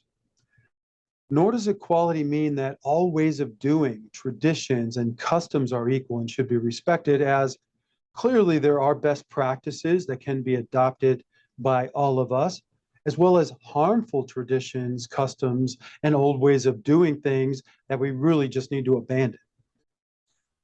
Equality often means being indifferent to things like ethnicity, gender, social status, wealth, and all the rest. Equality in this sense means each of us has the right to life and to be treated with a humane level of respect, common courtesy, decency, privacy, equal rights, justice, liberty, free speech, consideration, fairness, decency, tolerance, freedom, access to high quality systems of society, especially education and the other basics, fair and equal pay for work, choice in most things, and to be generally treated well and not discriminated against. The fact is, both science and religion agree on this point of equality. For science, genetically, we all share 99% of our DNA. You can look up genetic Adam and Eve for that point. For religion and the faithful, we know that God created all of us and everything. So here, science and religion agree that we are one human family. To be clear, we don't have a race problem because we are one human race. There are problems with the word race because it really does confuse us, it misleads, and even divides us. The real problem is that we are all born ignorant, and then some of us learn hatred, prejudice, discrimination, harmful practices, and a twisted sense of empathy and sympathy. We have problems with corruption and the sickness of superiority, which is harmful pride, infecting people, our organizations, our faiths, our governments. We have problems with corrupt, rigged, and malformed legacy systems that are literally rising out of ignorance, oppression, exploitation, slavery, unfair work, and the destruction of our world. The fact is, even though we might not all look the same, speak the same language, have the same physical or mental abilities, be the same age or gender, on the same fundamental level, we all need, want, and have to deal with and feel the same things at some point in our life. So to be clear, the problem is not that we are different, for we are not that different, nor even is the problem with our systems of society, for we need them. The real problem is that humanity is flawed, and this corruption is reflected in us and the systems of our society. The truth is, life is not you versus me, but about competing with yourself to be the best you can be and everybody else doing the same. Life is about us uniting and helping each other and compensating for our flaw. Our true path is about creating universal ways of being that lead all of us to our best self and a wonderful world that everybody can enjoy. There's a lot more details to equality, but it should seem obvious because we are human, we are equal, which means humane treatment for everyone. Okay, let's move on to Law 5. Treat people as you want to be treated. The law of reciprocity has shown up in just about every religion and spiritual path throughout time. It is known by many names, but most commonly today as the Golden Rule. Basically, the Golden Rule states that we should treat others as we would want to be treated, or at the very least, as we would want our loved ones treated in that situation. So this is about fairness, a level playing field set at a fair level, a two-way street, and equality. This law covers interactions as individuals with one another. It also extends to all of our organizations and clubs, businesses, governments, religions, teams, ethnic groups, clans, families, as well as all the systems of our society. For some people, mainly men, who are in a position of control, power, and security, we may find it hard to view others with compassion in this way. Often we disregard others because we are so capable and well off. It may seem like equality and respectful treatment means that we should be just left alone to care for ourselves and to do what we want. The problem is that not everybody is the same and no one is an island. We all affect each other and are part of this greater society. In the case where we are independent and powerful and capable, consider this issue from the perspective of when our loved ones or when we are at our worst, like when we're really vulnerable, helpless, fragile, sick, weak, traumatized, desperate, we're lost, we're really young, we're really old, we're caught in some emergency or disaster without any means. We need to use our powers of empathy, sympathy, and conscience to put ourselves in their position and ask, how would we want to be treated at these times if we had nothing and no one? How would you want your child or your loved ones treated if you were not there? It's clear that we would all want the best for ourselves and our loved ones. Reciprocity guides our actions as individuals and in the formation of our societal systems. Again, the golden rule has been part of the human race's general moral code since our start.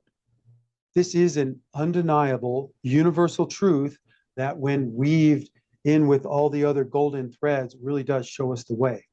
To be our best, we must live the golden rule and let it be reflected within all of the systems of our society. Again, there are a lot more details. I think I've said that too many times. I hope that you will really take the time to get them. But I would hope at this point, the vast majority of all of us would agree that the golden rule is certainly something to live by. Okay, let's just stop here for a second and put these laws into perspective. Agreement on all three universal laws, respecting life, equality, and the golden rule, is really essential for us to embrace as a species, for these three laws alone could solve most of the problems of the world. For if we do not agree with these laws, we give up our freedom, our right to fair and just treatment for ourselves and our loved ones, and even our world. Instead, we're going to surrender our lives to anybody who can wield power over us. To put it another way, if it's okay for you and your group to violate any of these laws, then why can't others treat you and yours in the same way? If it's okay for you to treat others unequally, as lesser, with disrespect, hatred, and to take and destroy all that they care about, then by your logic, it's equally right that other people do the same thing to you. Ignorance begets ignorance, hate begets hate, violence more violence. No tragedy or atrocity is undone by another tragedy or atrocity. All good people hurt themselves when we do violence to other people. There is no end to the justification of discrimination from those who have been infected by the sickness of superiority, which is wrongful pride, or the rationalizations by those who have fallen to the dark side. It's only through love and preventing the rise of evil that the good truly win. To win, we need a clear path that gets us all on the same page, facing the right way and standing on a firm foundation. This is because knowing that the purpose of life and society is to become the best directs everything in a positive direction. Honoring the three universal laws guides us to care for our world and each other in a positive way. Love and this core collective understanding allows everything to get better and better for us right now and for future generations. Okay, I'm going to leave it there. Now we're going to get into the 5 God laws. These laws provide a starting point for those of faith, religion, non-believers, and everybody in between, so that we can find some common ground. This foundation will then allow us to create better systems that will fulfill their true purpose and promise. The fact that both science and philosophy agree that God is possible and that so many people believe in a creator are enough reasons to have a basic set of governing rules and understandings that will allow us to interact peacefully. It's also important because there are a lot of problems that are created within our society from organizations of faith. So as believers, the unsure and non-believers, it's important not to discount or skip over the information contained within the God laws, because the information within this section really needs to be known by everybody if we're really going to create a world of clarity and understanding and lasting peace. Because this topic is so important and deep, at least for now, I could not find a way to cut it down and cover everything in this overview and do it all justice. So be sure to check out the details of the 10 laws, again, within the way in these other videos. That being said, because I did use the word God, I am going to stop here and explain a few things before moving on. First, I don't want anybody to get caught up on me using the word God. So to quickly help reconcile believers, the unsure, non-believers, and even scientists, we need to know who and what God is. Now, to answer this question at this stage, we only need to look at one primary aspect of God, This is God as the creator or originator, the one unmoved mover before the beginning who started everything. This omni-being is the prime mover and energy source within the action-reaction cycle that started the Big Bang. The God of which I speak is not tied to any one religion, for they are human organizations working to talk about God. Nor does the word you use matter. You can use any word that feels comfortable to you, like the Creator, the One, the Supreme Being, Allah, Yahweh, any title meaning the source and the all creator, use it. At this time, we can't prove to everybody's satisfaction that God exists or does not exist. God may always remain a subjective truth so that we can have free will and therefore choose our destiny and fate. However, according to science and philosophy, a creator is not only possible and logical, it's probable. It may be that we just cannot prove this truth scientifically because our tools are not good enough yet. The absence of proof is not proof of absence. Basically, some scientists say that there was nothing and then the Big Bang started our universe. It's not a great leap from saying that nothingness started everything to God started everything. This nothingness before the something is the unmoved mover that started the action-reaction cycle. God's energy is what created this universe, and it cannot be destroyed, only transformed. So to be clear, the point of all of this, no matter the name, on a fundamental level, both faith and science agree that the existence of a single supreme creator being is not only possible, but logical and probable. For everything has to start somewhere, and this is with the one. I know that wasn't a lot of details, but as I said, I can't go too deep into this concept of God without making this really too long. However, be sure to look out for the other videos. I am going to cover all the 10 laws and more about God and everything else. So let's just sum this up right now. The first two laws of purpose show us that the primary purpose and the meaning of life is found in making ourselves and everything their best. The three universal laws show us how to care for each other in all of life and our world and our universe in positive ways. And finally, the five God laws show us how to have a great relationship with our Creator, as well as how to develop our religions and spiritual systems so that they bring peace and really truly can help all of us. The 10 laws I just covered comprise a complete core belief system covering all areas of life, that once you confirm it within your life, within yourself, act as a compass heading that will help you judge all of your life from moment to moment and ensure that you're moving in a very positive direction. And I know I said this, I think I just said it a minute ago, there's a lot more to this, right? A lot more to each of these laws that you need to know if you're really going to be your best and help create a wonderful world. So be sure to investigate the 10 laws and make them part of your life, for the details really can make the difference between you winning or losing. So it's not a joke. Now, again, I'm going to be doing videos, separate trainings on all this stuff, so be sure to look out for that. Okay, that's it for step 4. Let's move on to step 5. Now that we know, want, and choose the good, as well as have a positive core belief system covering all the aspects of life to serve as a guide, the next step down our true path is step 5B, where we learn how to perfect our day and the foundations of our life. This is because they will allow us to do better at everything else. It should seem fairly obvious that if you perfect your day by adding in best practices covering the foundations that then become your habits, you will become a better person. Improving the way that you do things is the whole idea of becoming a better person and creating a better world. Within step 5B, we learn the keys on how to master the art of living, time, and ritual, which will enhance all 5 of the foundations of life.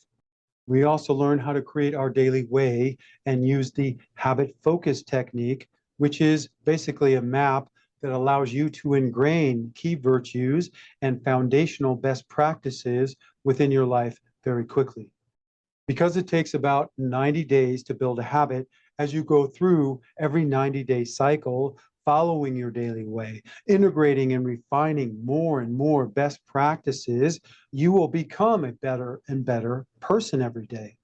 Understanding and balancing all the keys and the foundations within step 5 is how we create a better self, life, and world, because we can only create a better society if we become better people.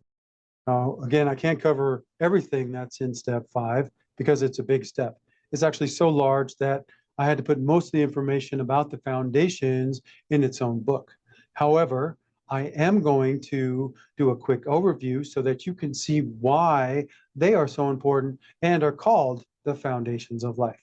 Also, I know that the details that are within step 5 are at the top of the list of what you most want to know after this Life Essentials Masterclass.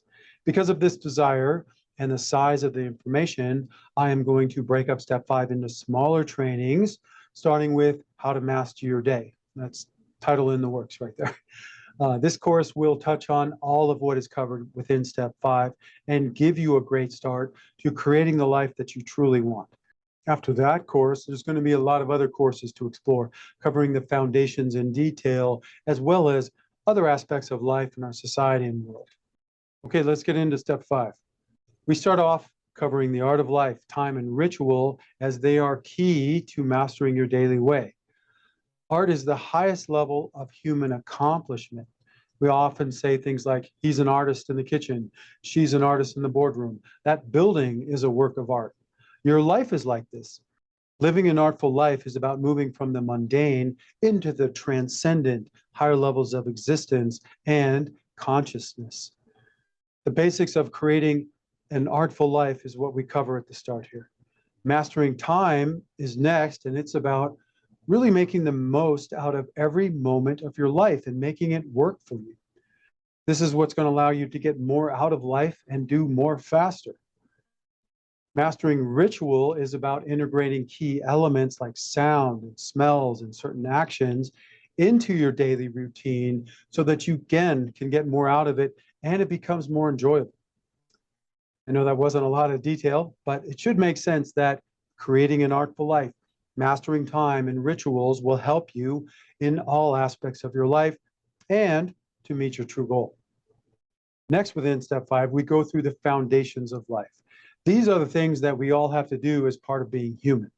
Applying what we learned about mastering the art of life, time, and ritual enhances each of these foundations. The foundations of life are 1, life tasks, 2, sleep, 3, our practice, 4, fuels, and 5, self-care. There's a lot to each foundation. Again, these are covered in the second book, the Life Manual, and are going to be broken up into separate courses. So be sure to catch that and watch each of them. But let's go through this a little bit so you get it. The first foundation is life tasks. The fact is we all have to do a lot of things in life, and generally we all want to do a good job and get our tasks done within a reasonable amount of time, if not as fast as possible. We also need to achieve some really long-term, extensive plans and goals if we're really going to win in life. So within life tasks, you will learn how to do everything more efficiently and effectively, allowing you to achieve more in all areas of life. The second foundation is sleep, because proper sleep helps us heal, gain power, and achieve better results with all the other foundations and with life in general. The benefits of proper sleep are profound because our body and mind are highly active during sleep, performing many functions that they do not when we are awake. If you sleep well, you set yourself up for the day in a really good way. Within our human conditional need for sleep, you also find a lot of lessons and challenges and tests, as well as self-control and development opportunities. Within this section, you will learn how to get the best sleep and how to awaken properly to set yourself up for the day. The third foundation of our practice is key to master if we are to be our best. The fact is we're all born ignorant and we grow and we change throughout our life. We all want to be fit, healthy, mentally capable, emotionally balanced, and spiritually in tune. These human conditions mean that personal training is fundamental if we are to develop our full potential individually and as a society.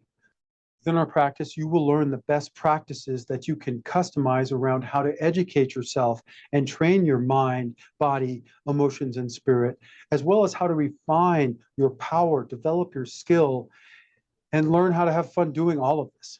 It should seem fairly self-evident that mastering your training and education is key to your success. The fourth foundation of fuels covers consumption of light, air, water, food, and information. All of these inputs combine to build our bodies and minds and determine how we will grow, our overall health, how we age, and so much more. The ultimate goal of fueling ourselves is not just to cover the basics to survive, but to fuel so that we can thrive. Within this section, you learn the details on how to fuel yourself, how to get the best of what you need at the right times so that you can truly become the best person that you can be. Now, the fifth foundation is self-care. And this shows us how we can care for our bodies in detail, which will help us live happier, longer, healthier lives. While this section does really primarily focus on our bodies, it indirectly focuses on our minds, emotions, and spirit, for our body is the vehicle we are using in this life. So properly caring for our body is key if we are to reach our full potential. You're going to learn the keys to optimizing your health as well as longevity within this section. Okay, those are the 5 foundations of life, and they are the foundations of life because humanity is forced into mastering these by our human conditions under which we live if we are to truly be our best. Again, there's a lot of valuable information that I didn't have time to go over. However, at this point, again, it should seem obvious that mastering your day, the art of life, time, rituals, life tasks, sleep, our practice and education, fuels, self-care will help you become a better person.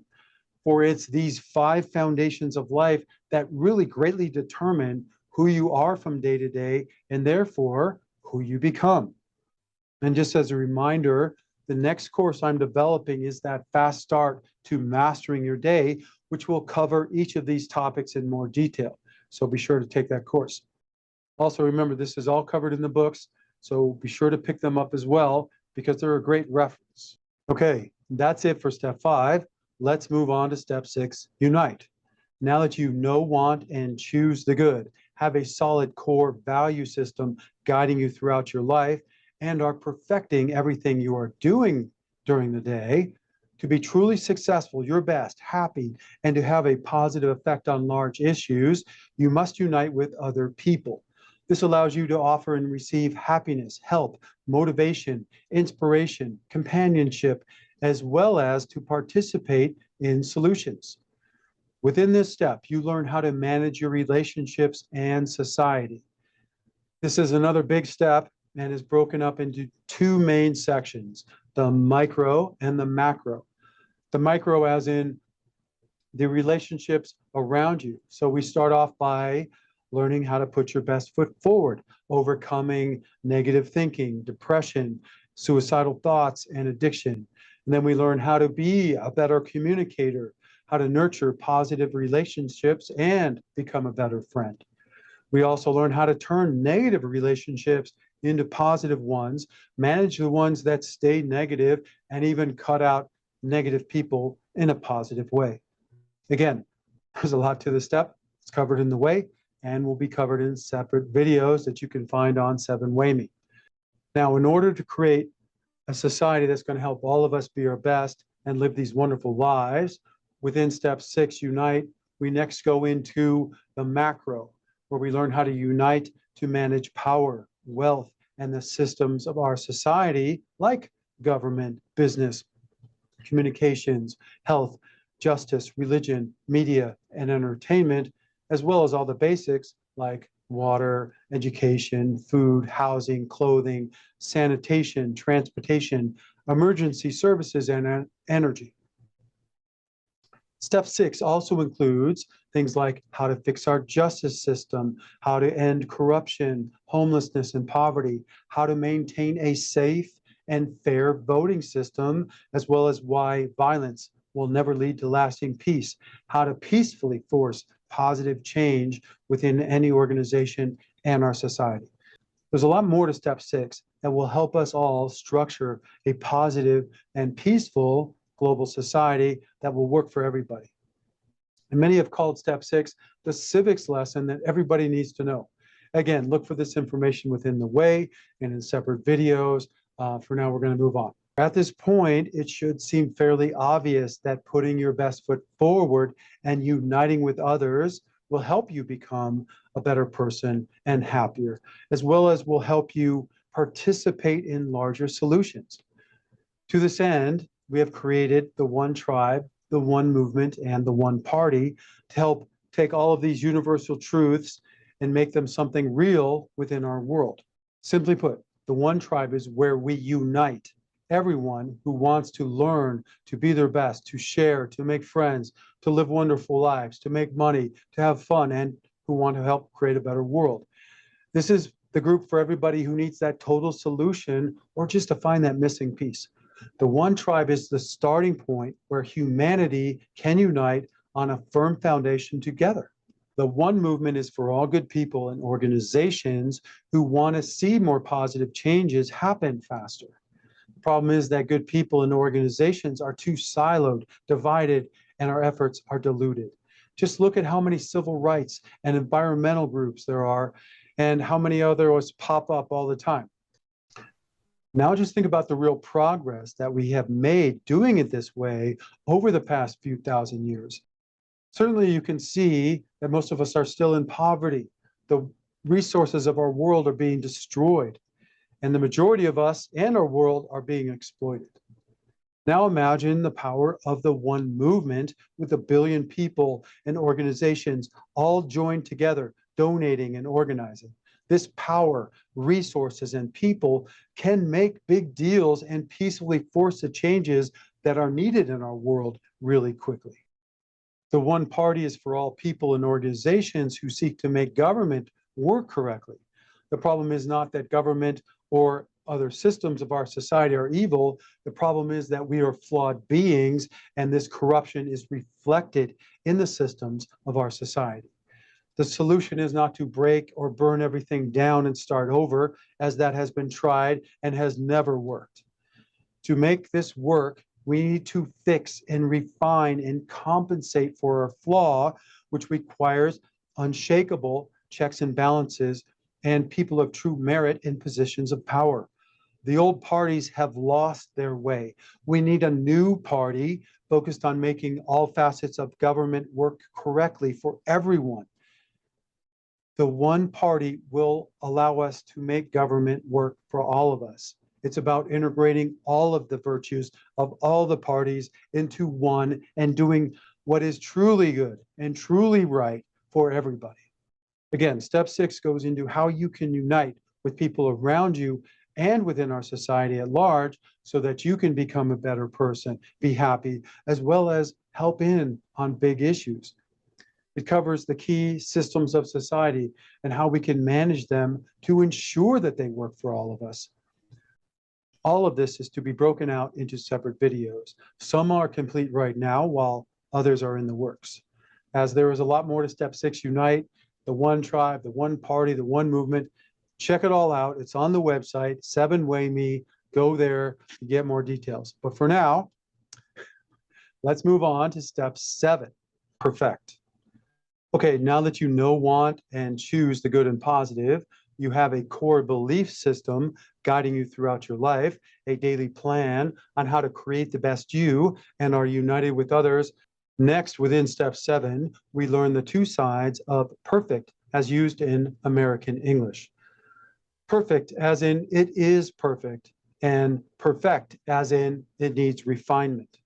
To be clear, perfection is a human mental construction and is tied to our souls and how we were made.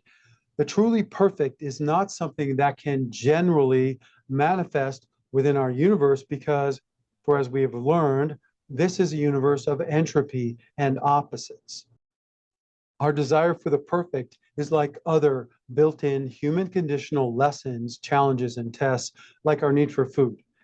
This is something we can take too far, for it can cause great problems with our self-image, our view of others, and even our societal systems if we do so.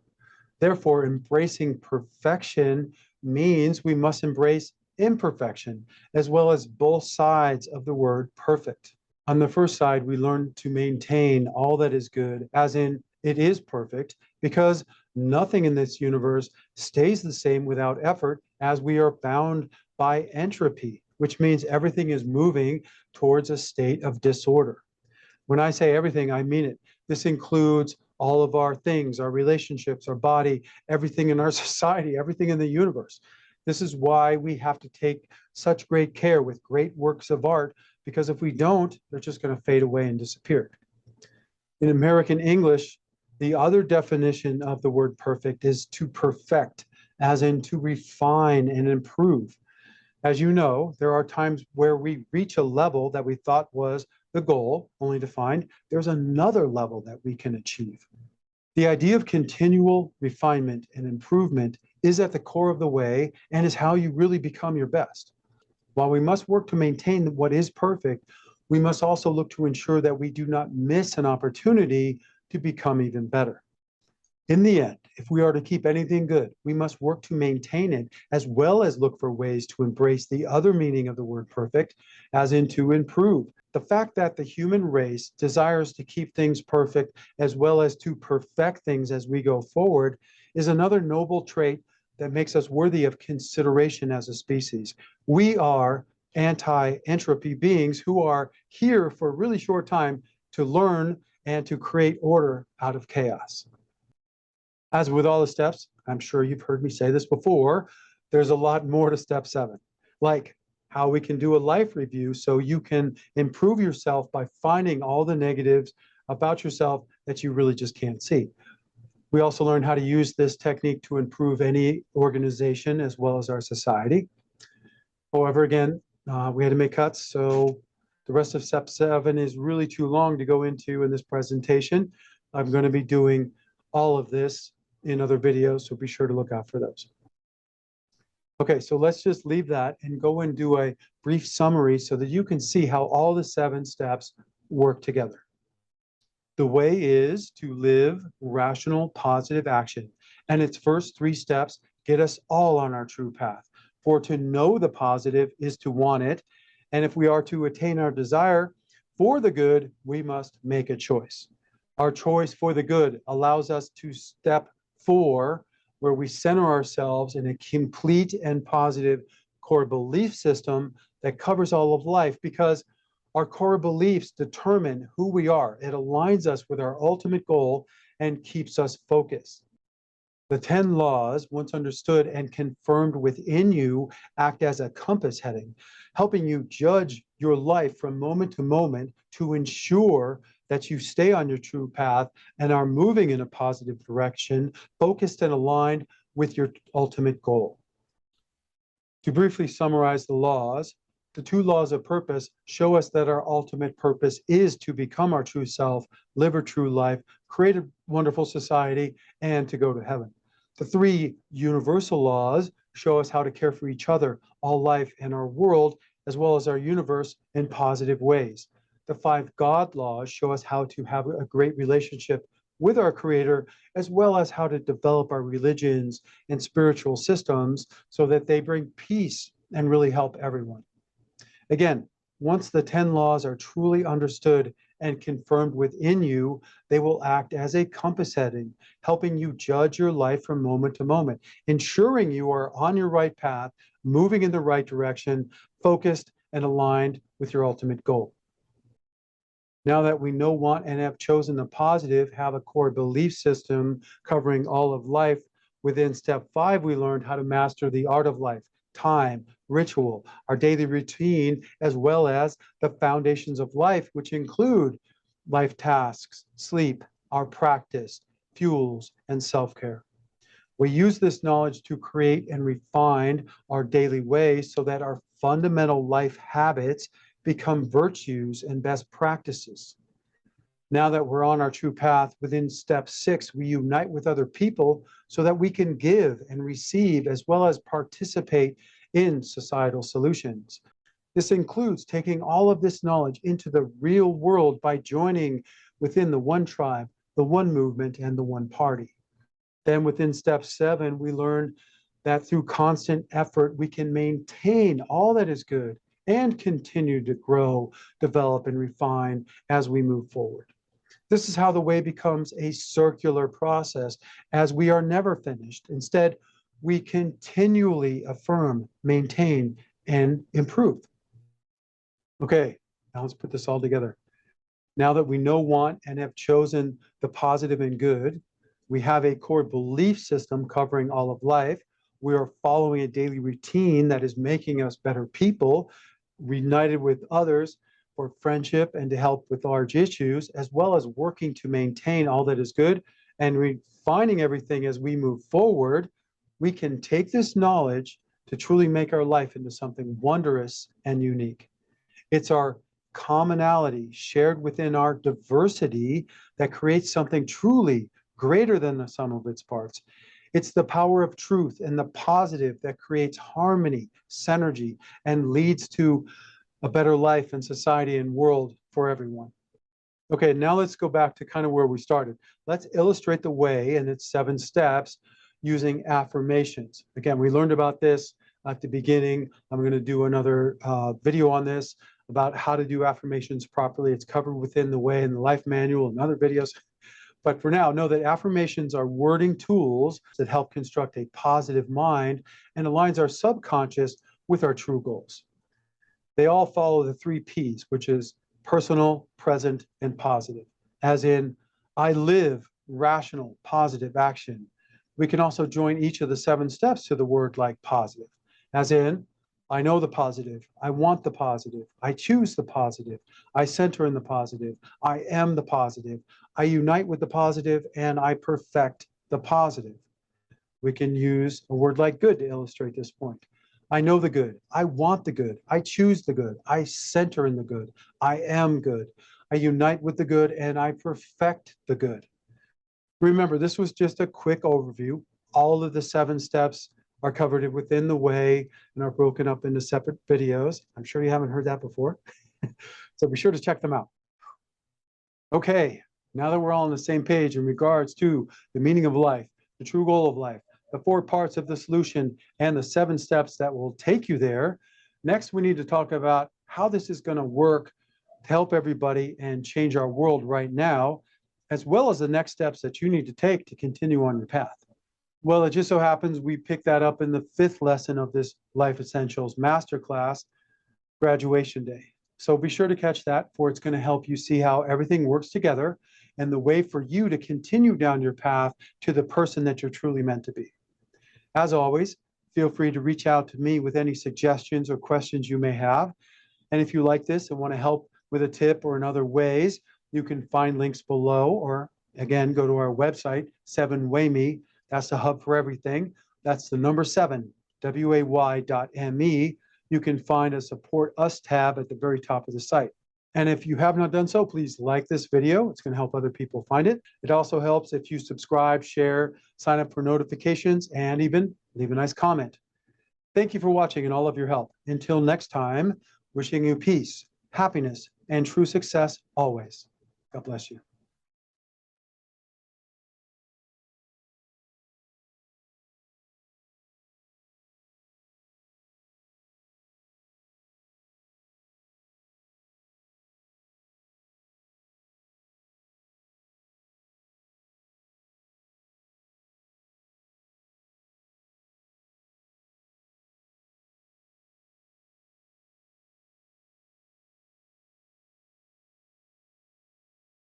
Welcome and congratulations on making it to this 5th and final lesson of the free Life Essentials Masterclass.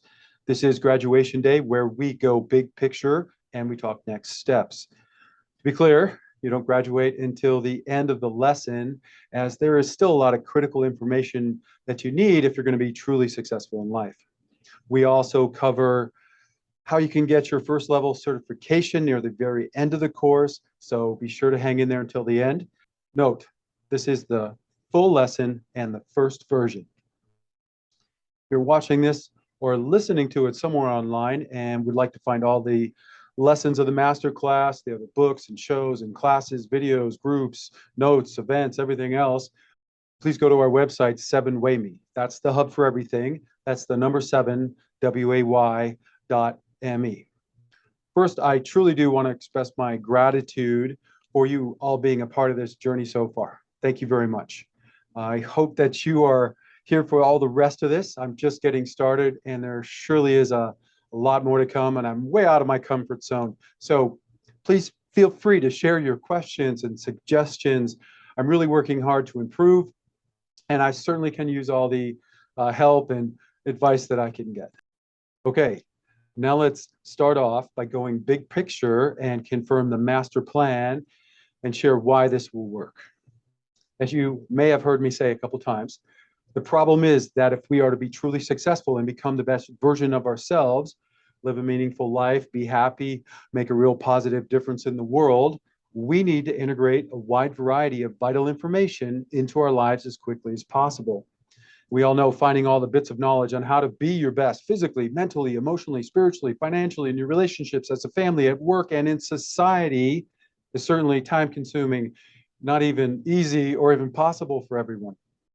The fact is, if we all are to be our best, live meaningful lives, and help create a wonderful society and thriving world, we need to become better people.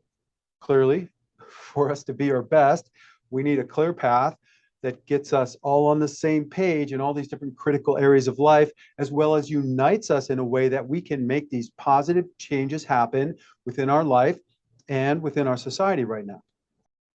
This means humanity's success depends on all of us doing our part to learn, unite, and take the correct positive actions. Now, what I just said might sound a little simple, but it is really key to understanding how we're really going to win at this. As they say, make the complex simple, and then you can make it real. It's like breaking big things down into steps. This is no small thing. For the problem with getting everybody on the same page at the same time regarding complex issues is that we have to start somewhere, yet everybody is starting at different places, so it takes a lot to reach everybody. We also have to explain everything in a linear way, one thing after the next, and we have to do it in a correct order and in a way that makes sense to everyone wherever they start from. So to say it another way, if we are to be our best and fix our world, we really just need to share some critical information, improve ourselves, and then do some important work together. As you have seen during this series, I have shared answers to many of humanity's biggest questions. The solution is named the way and the one. Simply put, the way is the wisdom of the ages on how we can be our best and fix our world, woven together so that all of humanity can find our true path. The one are basically different organizations where we unite to learn the way, share, make positive changes happen, make money, have fun, and a lot more. Okay, before we get deep into the big picture, let's do a quick refresher on some of the big topics that we have covered so far, so you can see what I mean about getting on the same page on some key universal truths that will get us all down the path towards true success. Now, in the first episode of this 5-part mini-series, we discovered the rules to life, the meaning of life, as well as learned about the importance of free will, choice, self-control, why we are here, and a lot more. In the second lesson, we learned what the true goal of life really is, as well as what wealth, power, fame, corruption, and the differences between success and true success, and a lot more. In the third lesson, we learned the 4 parts to the solution on how to achieve the true goal of life, and that is to live rational, positive action, which is really about integrating key virtues and best practices into our life. In this lesson, we also learned the difference between virtue and vice, what it means to have good character and be a good person, as well as what it means to fall to the dark side.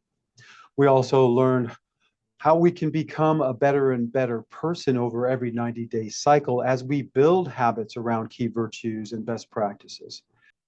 Within the fourth episode, we continued on the topic of how to achieve the true goal of life with an overview of the 7 steps, which is basically a reference guide and a map that covers all the details on how you actually become the best person you can be and fix our world. Now, during this segment, we also touched briefly on the one, as in I explained a little bit about the one tribe, the one movement, and one party during this step.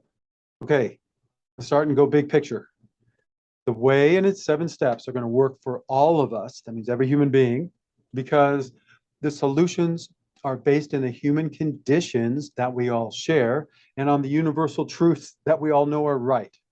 It's through this foundational knowledge and all these key aspects of life combined with a customizable implementation strategy that allows all of us to find our true path and help create a better world and the rest of what we need to fall into place naturally. You and everyone understanding and living these key universal truths is what makes this solution work. Okay, it's how we change the negative into the positive and make the wrong right. And for those of you that are into energy, think about it like this. We're all energy beings.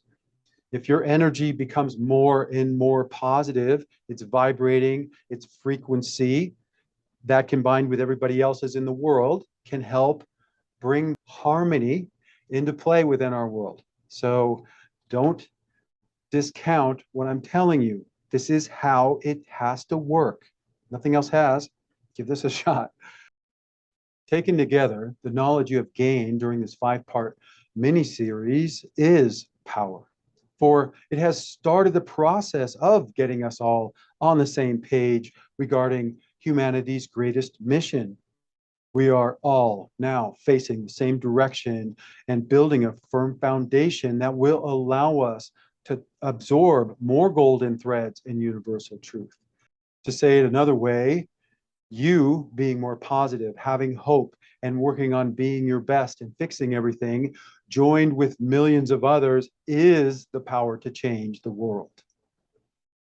The truth of the way and the one is not found in the words that I use, but in the ideas behind the words and the actions, obviously, that we take because of them. The weaving of so many different golden threads and universal truth and people together is what makes the way and the one greater than the sum of its parts and a vibrant force in the world. Your understanding of the details and universal truths in relation to one another is what brings higher levels of understanding, harmony, consciousness, as well as positive changes in our society and world. I know I've said that a few times, but I'm trying to really make a point here, okay? It's up to us to do this, right?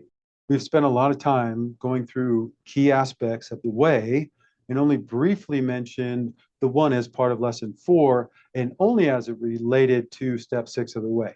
So let's just take a minute and maybe 2 and go a little deeper into why all this horror is happening in the world right now and seriously how the way and the one is the solution and can fix it. Let there be no mistake. This is not like any time in the past. Yes, I know it has been bad, yet at no other time have so few had the power to destroy all life on our planet so quickly. At no other time, other than when we were hit by asteroids, has the whole world undergone a major extinction level event. Our destruction is guaranteed at the mismanagement of the few if the many do not take up a new path. We can't keep repeating the past and create a better future. The vast majority of the human race, the billions of us, all want peace, happiness, and prosperity.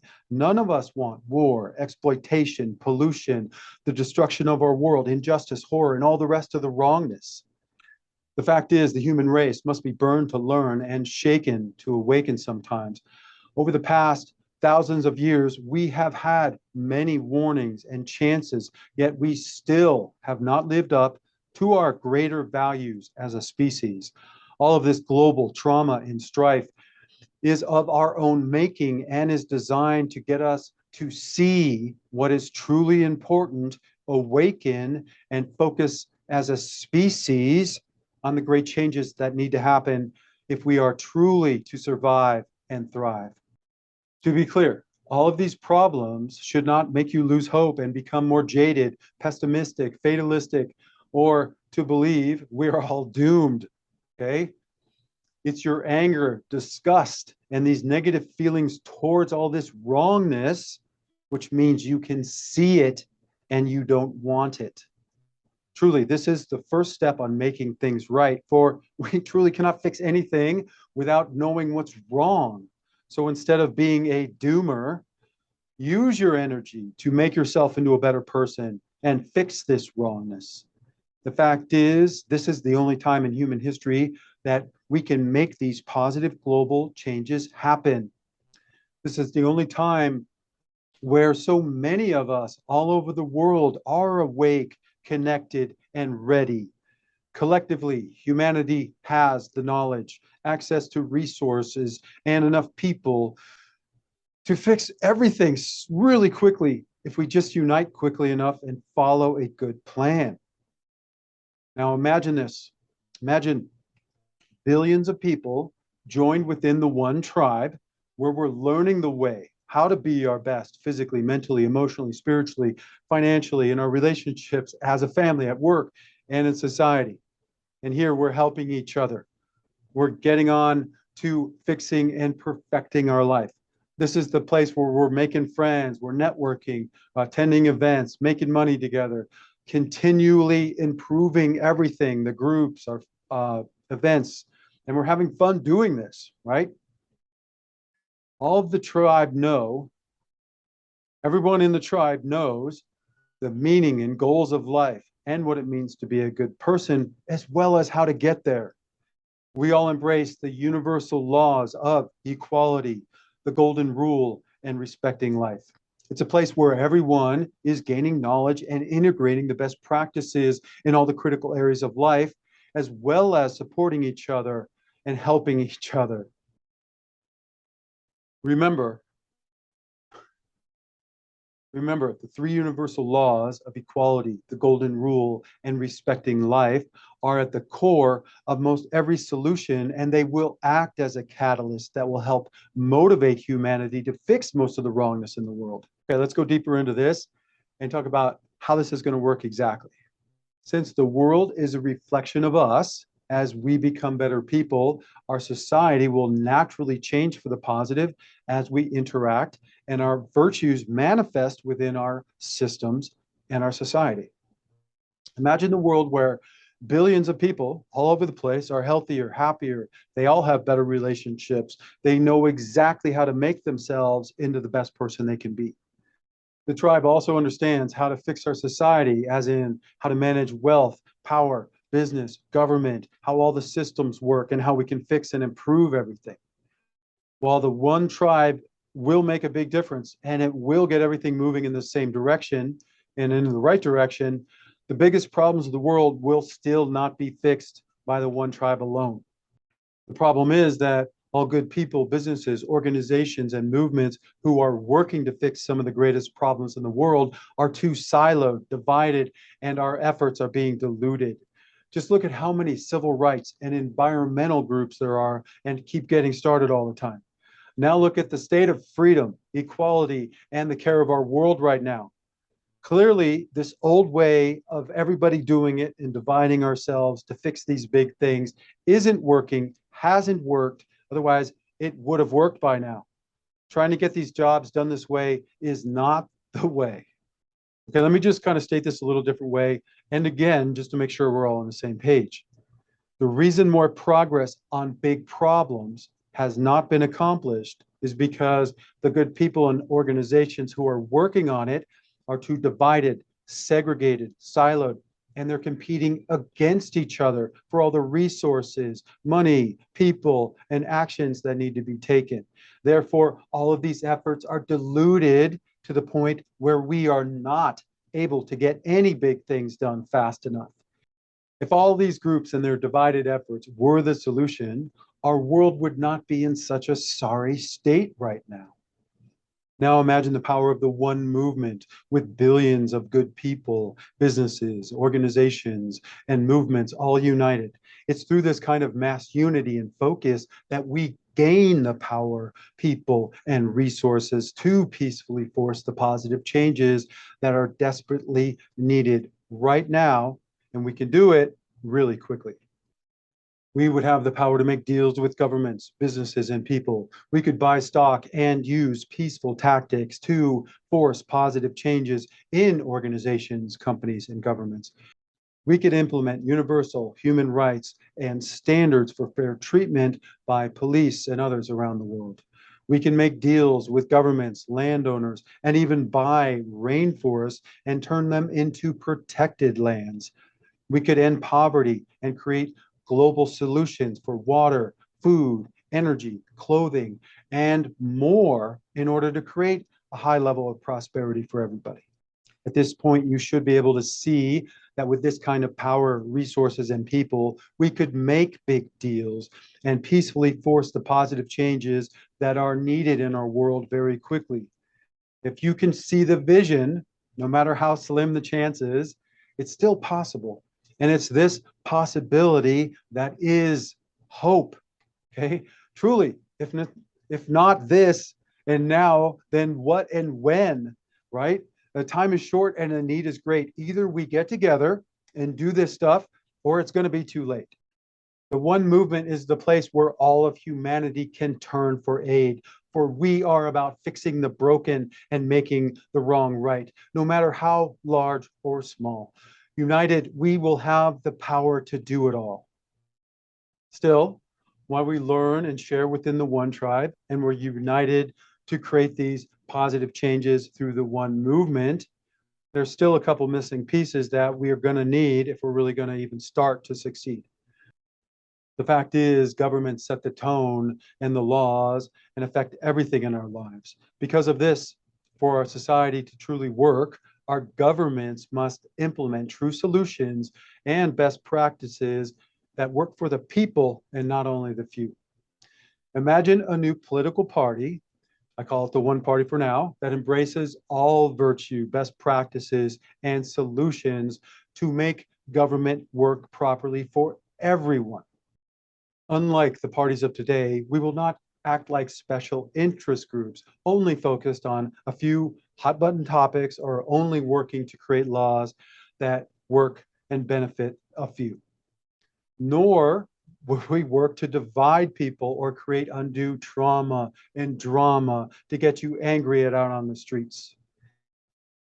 Within the United States of America, all people, especially independents, and including passionate Democrats and true Republicans, should want the one party to succeed, for without a third viable party, we have an us versus them situations where the leaders are playing on our tribal instincts to make politics into some type of team sport where it's red versus blue, no matter what, right? This division has created irrational leaders and extremists who are more likely to break America than even help us, okay? We can see this clearly displayed every day within the news. Now, instead, imagine a world where an alternative third party who is working on true solutions for all the major issues that people are concerned about, not just the red or the blue, right? We're about a party working to ensure that government does its job, that it's really designed to do, and we do it as efficiently and as effectively as possible. We're not about big government or shrinking it down to where it's too ineffectual to do anything. We're about the right size government that does what it needs to do so that we can set good people free to live their lives and fulfill their dreams. We will be the buffer between these old parties of division, these single issue parties, and the extremists and special interest groups. We will be interjecting the common sense, real solutions into all of our governmental work and systems. We will work with all democracies around the world and governments of all kind to help them upgrade their systems so that all countries can care for their people properly and all nations can work together in a better harmony. Through the creation of checks and balances and by selecting those of true merit, we can hold this party separate from those who are elected to ensure that our party really stays true to our mission and that it's not taken over or hijacked by fanatics. With the right representation, we can make positive global changes happen and ensure that they are encoded into law for all future generations. And truly, without this step, without encoding it into law, nothing we do really matters. Now, clearly, there's a lot more to this, and I could go on, but at this point, you should at least see that this idea has merit and it really is needed, right? Now, I was going to leave this out, but there really is one more piece that I need to share at this point if we're really going to succeed. But I don't have a lot of time, obviously, to go over it. However, again, it's a crucial piece, so I need to mention it. And it's really about how we're going to get to fixing our society and world. And this has to do with our news systems. Now, the problem is generally news around the world is controlled by a few billionaires, country leaders, or just some special interest groups who use it more as propaganda to program people and push agendas than it's really being used to truly inform, educate, and help us. To be clear, I am not saying all news or all news reporters are corrupt, just generally that this is what's happening. Now, you can see this, right? They blatantly manipulate us by purposely not sharing some important news while highlighting others. They mislead us by telling us half-truths, slanted stories, and by using language that dehumanizes people and incites hatred, right? Confusion. This is why there's so many doomers out there nowadays.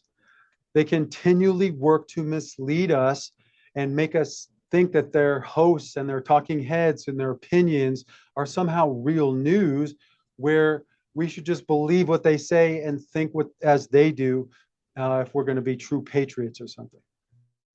Now, the basic solution to fixing the world's news is twofold. Again, I'm simplifying this. First, we need to codify a set of standards, what real news is and what it is not, and make that into law, thereby cutting off propaganda machines who are claiming their news. Secondly, we need to create a new news network, the People's News, which is owned by the people, linked to all the good journalists and networks whose mission it is to bring context, clarity, true and full stories, as well as ways that we can take actions to help if that's possible. Clearly, there's a lot more to creating an honest and truly helpful news agency. However, again, hopefully you can see that, yes, it's needed. We can get into the details on how to make it as we go forward. Clearly, there's more to all of these systems and the improvements and the details. But at this point, even with these short explanations, you should be able to see how gaining the knowledge on how to be your best and fix our world, and then joining within the one tribe, the one movement, and one party, as well as creating a true people's news network, can help create a better world. And I say that sincerely. You should be like, yes, of course, that makes sense. You know, the amazing thing is unifying 1 billion people right now is really not even that difficult, because like on Facebook right now, there's over 1 billion people. In fact, I have the group set up on Facebook for the one tribe, the one movement, and the one party. So you can go there right now and we can get this all moving. And I know that there's a lot of reservations about Facebook and they have some issues, but again, this is how we can make something that isn't so good into something good if we use it this way. So as of this recording, remember, we're just getting started. I'm not sure where or when you're hearing this, but we do have the capacity to grow really big, really fast. And as we do, we're going to extend these to other platforms and throughout the entire world. Later, we can even start our own social media platform to help facilitate all of this. Our easy access and ability to join everybody and share everything gives us an ability to grow the one tribe, the one movement, and the party, and share all this knowledge incredibly fast, because we can invite anybody we want and encourage everybody to join. The more success we have, the more momentum we get, the easier it will be to fix this and all the rest of the problems in the world. The truth is, there are best practices, and with continual improvements, we can find and implement real solutions that will work for ourselves and our society. The human race need not perpetuate all of this wrongness from the past. We were given the capacity to learn and improve. As I have said, now is the only time in human history that we can make these global changes happen, for more of us are connected and awake than ever before. This need not continue to be us versus them, win-lose. Instead, we can create a win-win for all of us. The fact is, it's humanity's diversity of we, the people, united in understanding and in common cause, that is and will forever be the greatest power. We, the people, united, are more powerful than any person, organization, business, or government. The way and the one have just come into existence after thousands of years of work. I know that some of you may call this plan too big. Others might even go as far as to say this is pie in the sky. It sounds good, but unlikely to happen. To all of you, first I want to say I'm not naive or some Pollyanna being too optimistic. I know that these are big concepts. It will take a lot of money, good people, hard work, and a lot more to make them all real and last throughout time. However, the saving grace here is that there is a plan, and while it is big, it's still logical and doable. It's not impossible. We, the human race, are more than capable of creating such organizations and doing such things. And this is the way most big things start, right? A couple people, more funds, more money, get things done. The truth is, if we all agree with the principles that are covered within the way, and we can see how this plan of the one can succeed, even if it's a long shot, right? Then helping is the right thing to do. Truly, what else is there? I'm asking you. All right, the human race has tried pretty much everything else that I can see.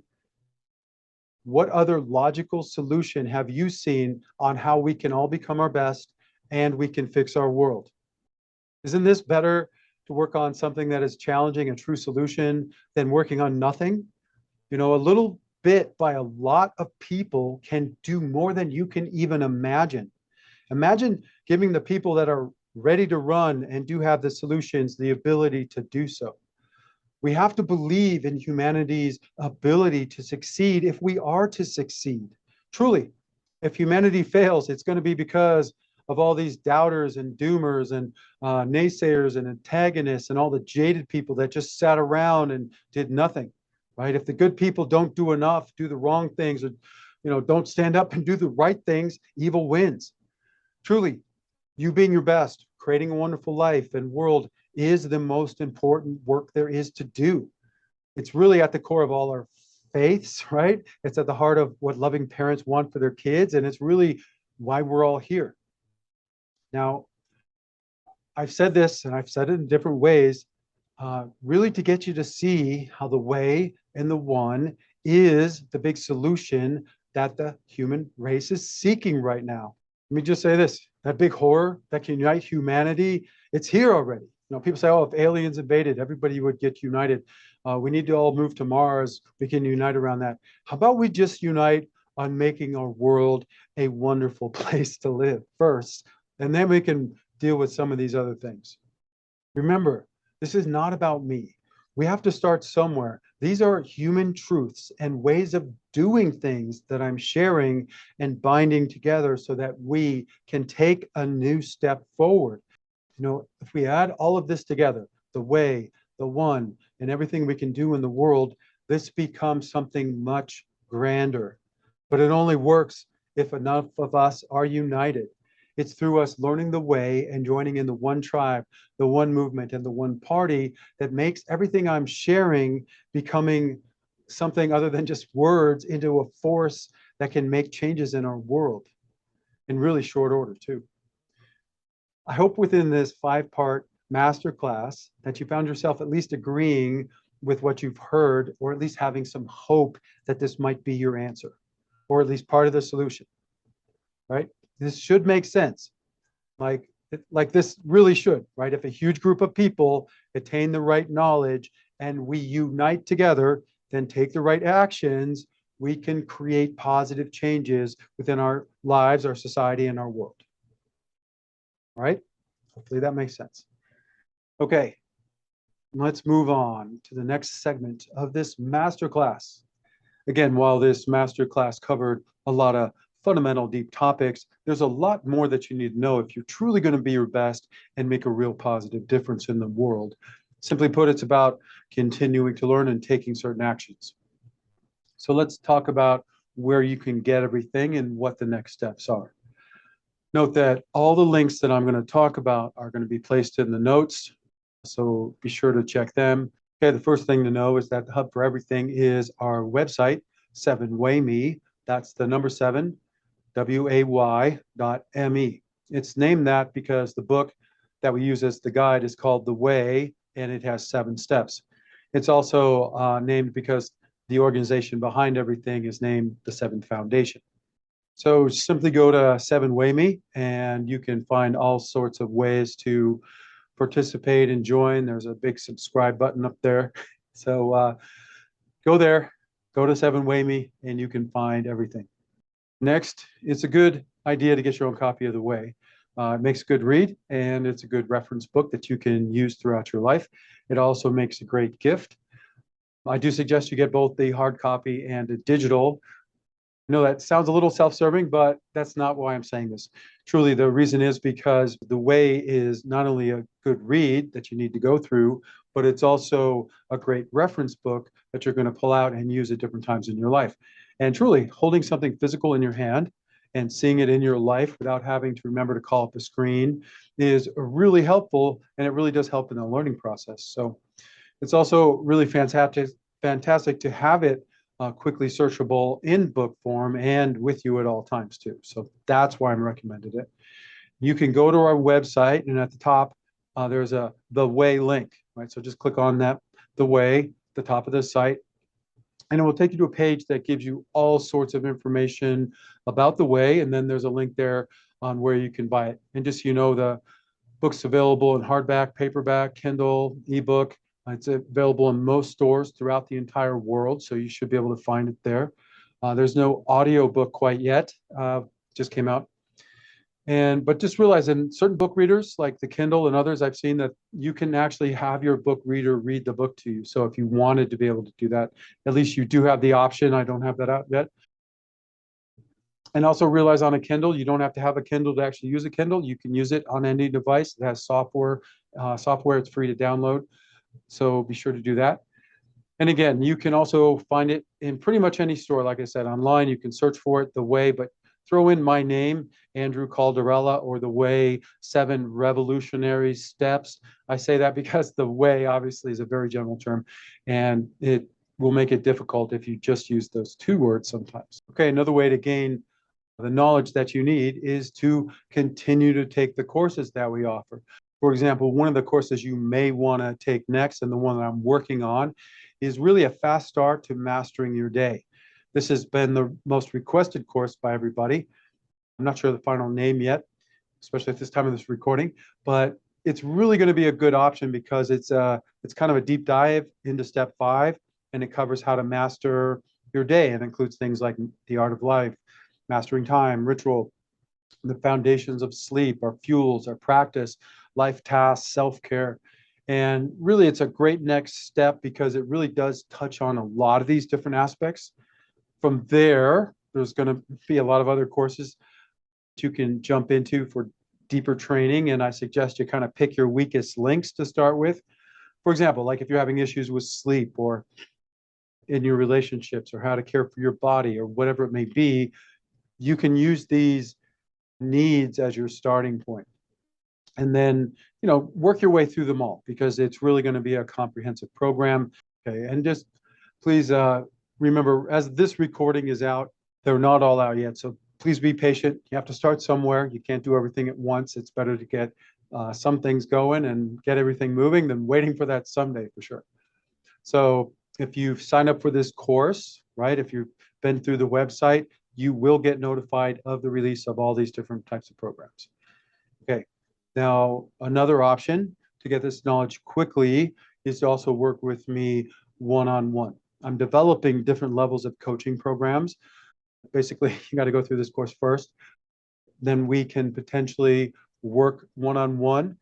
Now, this can really help because often coaches can see things you can't. They can offer motivation and insights that's going to help you really achieve more in a faster amount of time without as much effort, right? So I offer, just so you know, like short bookings. We can do a quick hour session. You can even break that up to give you some quick feedback.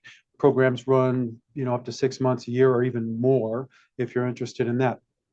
I always like to, you can start small and work your way up. But the whole point is to really get started, and especially addressing those weakest links. And like I said, looking out for those things you don't know, because those things can often hurt you the most. Okay, so if you'd like to work with me one-on-one, there is a contact us form on 7WayMe, and just fill it out and we'll make arrangements. The next way to continue your education is to check out our YouTube videos, the videos that are on 7WayMe. These videos are not always broken up into a course. Sometimes they're just insightful videos that stand on themselves. And we're developing a good program on YouTube and breaking them up into different groups. So you can check that out. There's a link for that down below again, and on our website. Name the place the House of Contemplation, and that came from a friend who walked into my house. It's all in my books. So anyways, you can click the subscribe button there. You'll get notified of everything as we start posting more and more. And as this recording, remember, we're just getting started. It's going to be a lot more. Another great step is to join the groups, right? We have the One Tribe, the One Movement, the One Party. You can join on 7WayMe. There are links there to everywhere else, like Facebook. And again, I know Facebook, right? But we can make it into a good thing too. So as you know, the One Tribe is for everybody who wants to be their best and live wonderful lives and help create a wonderful world. It's for all of us who wants to make friends and make money and have some fun doing these things, right? This is the main group where we can learn and share and even help each other. So be sure to check out the One Tribe. It's going to be the place really that we learn the way, and we help integrate these ideas into our lives and everybody else's, and we share together. Hopefully that makes sense. Now, the One Movement and One Party are there too. And again, this is how we unite to make these positive changes in the world. And then after joining the One, you can help by adding to the discussions, sharing cool stuff, inviting your people, posting positive information that can really help everybody. Remember, our goal is to unite over 1 billion people. And I know I've said this 100 times. We're just getting started as of this recording. So don't judge us from where we are right now. Think about how far we can take this if you help and everybody else does. Just think about how far we can go if we all work together. Now, while my explanations of the groups has been short, these really are key to making this work. So be sure to invite everybody that you know to join. A lot of small actions by a lot of people can combine into something that is really, truly a great power that can change the world for the good. So don't forget that. Just think about it. $1 from 1 billion people a month, clicking on petitions, some of them showing up places, doing different things, voting certain ways, change the world. So don't give up hope. Okay, that's really it for the next steps for you, right? You need to continue to get the knowledge in the ways I showed you, and then let's join these groups, share, question, participate, and all of those good things. Okay, now let's talk about how we can all support this. Now that you know how to continue down your true path, let's talk about how everybody in our community can really help all of this succeed. I'm doing this at the request of some of you because you felt you wanted to know everything, right? So we actually spent some time and listed a lot of different things. So just bear with me here. I'm going to go through them quickly. As with any startup, we need a lot of help in a lot of different areas if we're going to make this work. This is all about uniting, taking certain actions, and funding. In fact, the plan for helping all people and fixing our world can only be done if we all do our part to support these efforts.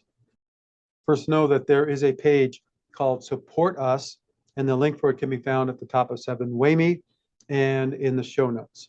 So there you can find everything I'm talking about, but also all quick links that you can use to easily get and to do everything. Okay. Next, know that we are on all social media networks, or will be soon. And I'm talking most of them already now: Facebook, Instagram, Twitter, LinkedIn, YouTube, TikTok, and others. Our handle is Real Peace Ace. So be sure to connect with us and subscribe, join, and follow wherever you are. Right? The links for all our social media are below in the notes and on 7WayMe. Now, once we're connected, we can help each other by liking, sharing, saving, tagging, mentioning our handle, commenting, signing up to be notified, and even inviting others to join the group or network or whatever it may be. You can also create your own posts, right, that mention us and talk about what we're doing and share it too. So then we can share it, and it just creates a big whirlwind of overwhelming amounts of goodness out there. Also, when you show up, go through and like and share and comment and do a bunch of stuff. This will help me see you, right? And I'll be able to connect back with you. Also, for those who do a really good job at this, obviously I'll do shout outs. I mean, we can have some fun with this. You know, it's about bringing everybody up and helping us all grow and getting a lot more people involved in all of this. Again, as with all startups, another way that you can show your appreciation and support is to help us gain as much access to wealth and resources as possible, because this will allow us to get more done quickly. These resources include things like money and property, as well as people's time. So you can find everything on the ways to donate on 7WayMe. There's a support page, and then there's a big donate link. If you go to the donate link, you'll find all sorts of ways that you can contribute, from PayPal to Zelle, Vimeo. There's even a link there that you can buy us a cup of coffee as a tip. You can also join Patreon for a monthly donation and even receive some exclusive benefits for doing so. Remember, every little bit helps. So on Patreon, we're starting a memberships at $1 a month, and then they go up from there. So there should be, with all of these different options, a way that fits within your budget to help support this effort financially. Again, there's a lot of different ways that some people would like to donate. So I'm supposed to mention, like, if you want to donate some property or vehicles, gold, jewelry, or anything else, there's a form there too. So you can fill that out, contact us, and we can make arrangements for how to handle everything. So if you like what we're doing, including this masterclass, please help us by giving us a tip or by donating in other ways, as this will help us grow faster, which means we can offer more to you in return. It's a win-win. To further help with funding, you can shop in our store of curated products that can help you live the way. Another good way to help support us is for you, your organization or business, to become a sponsor, where we can give you some good press in exchange for some funding. As I mentioned earlier, you can also hire us as a life or business coach. We have programs starting at an hour and run up to 6 months or more. So there's that option. You can hire us to speak at an event or present at an event, train a company, school, and organizations in a lot of the principles in the way. We can form strategic alliances, joint ventures, and create signature brands. We are very creative, and we're open to finding ways to work with you to where it's a mutual arrangement and we can all make some money as well as help the world. Another way that you can help us is to buy books as gifts for friends and for family. You can also buy them and donate them to schools and libraries and prisons. You can also donate directly to us so that we can get books for all those who are seeking them. We run fundraisers for books now and then in the groups and on different social media, so be sure to check that out. For those of you who are coaches or trainers or who would like to be, you might consider becoming certified to teach the way to others. This is a great opportunity to enhance your program and to help everybody integrate and learn these key principles. We are developing franchise opportunities that will allow us all to support each other and make money together. Okay, Other than funding, now let's go into some other ways you can help this succeed. Another really good way to help is to leave positive book reviews about the way in all the different stores and review places. Right? This is not only going to help the store because it will help search engine show it to more people, but it also gives people confidence in choosing this book. So if you've read The Way, please, go over and leave a nice comment, give us a 5-star rating. Links to Amazon, Goodreads, and everywhere else is on the support us page. Now, along the lines with book reviews, it also helps if you create posts, share endorsements, testimonials for The Way, The One, trainings like this, the videos that we're doing. You can tag me, tag the videos, link to everything. It really does help linking to 7-Way Me on these different things, because it gives people confidence, connects everything, helps the search engines link everything together. Another way to help is to listen to all the shows I've been on and then like and share and leave nice comments on those. On the shows, you're going to hear me speak about this. People ask questions in different ways, and it might really help you, I don't know, maybe understand some of these things more, have it become more centered in you. And people always ask me, like, how do you get started? You got to just kind of immerse yourself in all of this knowledge, and so it becomes who you are, right? So that's another way to do it. And again, like and sharing and everything on all these things really helps. Now, since we're talking about shows, now another way that you can help is to help get us on all types of shows. So if you have a show, shows or hosts or people that do them, podcasts, radio, television, whatever it may be, live events, please recommend me to them. I have a one sheet, I have a media kit, I can make show outlines. I know that we can create something that these fans are going to love. I've been on over 75 shows and I get a lot of compliments, not only from the hosts, people that are listening. So it's a win-win for everybody. We get the word out there and we can really start to kind of share this in places where people are, if that makes sense. Like if you're listening to the show and I come on, it's not a big reach for you to just listen to me. Hopefully that makes sense. Another cool way that we can help each other is through our media label, which you can find on 7-Way Me. We're really looking for some good artists. So if you are one or you know anybody that really wants to make a real positive difference in the world, please check out our projects that we have running, like music and comedy and video projects. We're open to taking suggestions because we're working to integrate art into all the solutions all over the world, because this is how we make a wonderful world that everybody can enjoy. And lastly, if you'd like to be a part of everything that we're doing in a more formal way, check out the jobs, internships, and volunteer positions that we have on the website.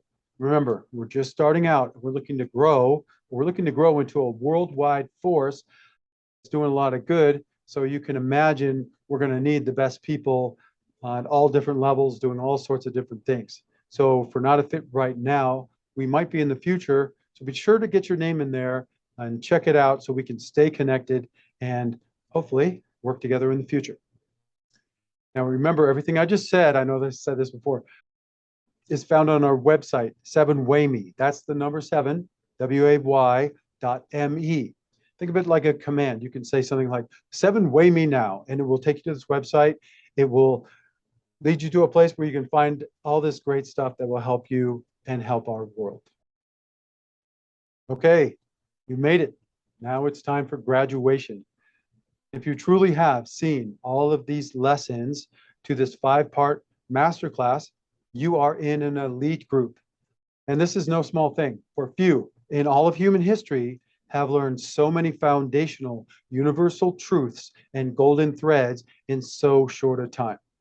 And just a refresher, so you can feel good about this, some of what you have learned includes the rules to life, the meaning of life, the true goal of life, why you are here, the difference between success and true success, vice and virtue, what it means to be a good person or fall to the dark side, as well as an overview of how to achieve the true goal of life and the 7 steps that will take everyone there. You've also been invited to unite within the one tribe, the one movement, and the one party to make all of these solutions something real in your life and our world. Again, this is a big step. You should feel rightfully proud of yourself for going this far. Congratulations on graduating this Life Essentials Masterclass. Now, if you'd like to confirm your work and earn your first level certification, there is a quiz that you can take. And if you're watching this again somewhere online, go to 7Way Me, go to the big button, Life Essentials Masterclass, go to the end. There's a link there. And if you're watching this, there's going to be a link below in the notes. All you have to do is click it. There are gifts for everybody who tries and special surprises for everyone who passes. You can also sign up for another masterclass at a discount, this one on how to perfect your day, so you can really start integrating those missing pieces, virtues, and best practices into your life. Just one final thought before we go. It's no coincidence that you found and have taken this masterclass. The fact is, you found all of this for a reason. The reason is so that you can become who you are truly meant to be, as well as to participate in the solutions to fix our society and world. You must believe and have faith in the promise of your creation and that you can become who you are truly meant to be, as well as make a real positive difference in the world. The truth is, you are special, unique, and worthy of true success. Be grateful that you were not created to be a puppet. Instead, you were given a great gift. You can learn, choose, and take actions to create a meaningful life and create yourself into the person that you truly want to be. Seriously, I've looked throughout all of time into our greatest minds for the answers on how humanity can become our best and we can fix our world. This isn't my solution. This is humanity's solution. And it's all of these golden threads and universal truths woven together that gives the way and the one the power to change everything. And I just have to ask this, truly, if you've seen all of this, if this is not the way, then what is? If this is not the time to fix everything, then when is it going to be right? I've been searching my whole life and I have found nothing that comes close to being as holistic and able to help us become our best and fix our world as the way and the one. As I said earlier, we, the human race, must be burned to learn and shaken to awaken sometimes. All of this global trauma and strife is of our own making and is designed to get us to see what is truly important, to awaken and then focus us as a species on the great changes that need to happen if we are to not only survive, but truly thrive. This is the only time in human history that we can make these global changes happen, for more of us are aware of these big problems. We are more connected. We have the knowledge, we have the people, we have the resources to make all of these changes happen. It is doable. All of the horror and doom and gloom should be proof enough that the time is short and the need is great. Please don't let the evil forces turn you into a doomer. Don't lose hope. Don't be too jaded that you just turn away. Remember, evil wins if the good do the wrong things, don't do enough, or just stand back and do nothing. We truly do need to unite to fix some big things before it's too late. And it's true. We need you. We need everyone. Now is the time to unlock the code to your true self and walk the path to the person you are meant to be.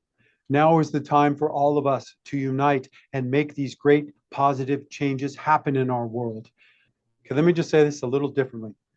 For humanity to truly succeed and create a better society, we all need to become better people and do our part. You have been given many foundational universal truths and shown a path that can lead to your true success and the true success for everyone. The truth is, you are part of this solution. We need you. The world needs you. Together, we, the human race, can succeed and help everybody rise to become their best as well as create a wonderful world. Okay, we're almost there. Remember, now it's up to you to take some actions and continue down your true path. However, I do want you to remember one thing. I am here to help. I have your back. You are not alone. There is more information that can help you. And remember to always believe in yourself. Believe that you can do this. Know it, and it will be. As always, feel free to reach out to me with any suggestions or questions that you may have. I'm always seeking to improve myself, so your constructive criticism can help create better programs in the future. Oh, and if you have not done so, remember to like this video, share, subscribe, and leave a nice comment. Thank you for watching and all of your help. Until next time, wishing you peace, happiness, and true success always. God bless you.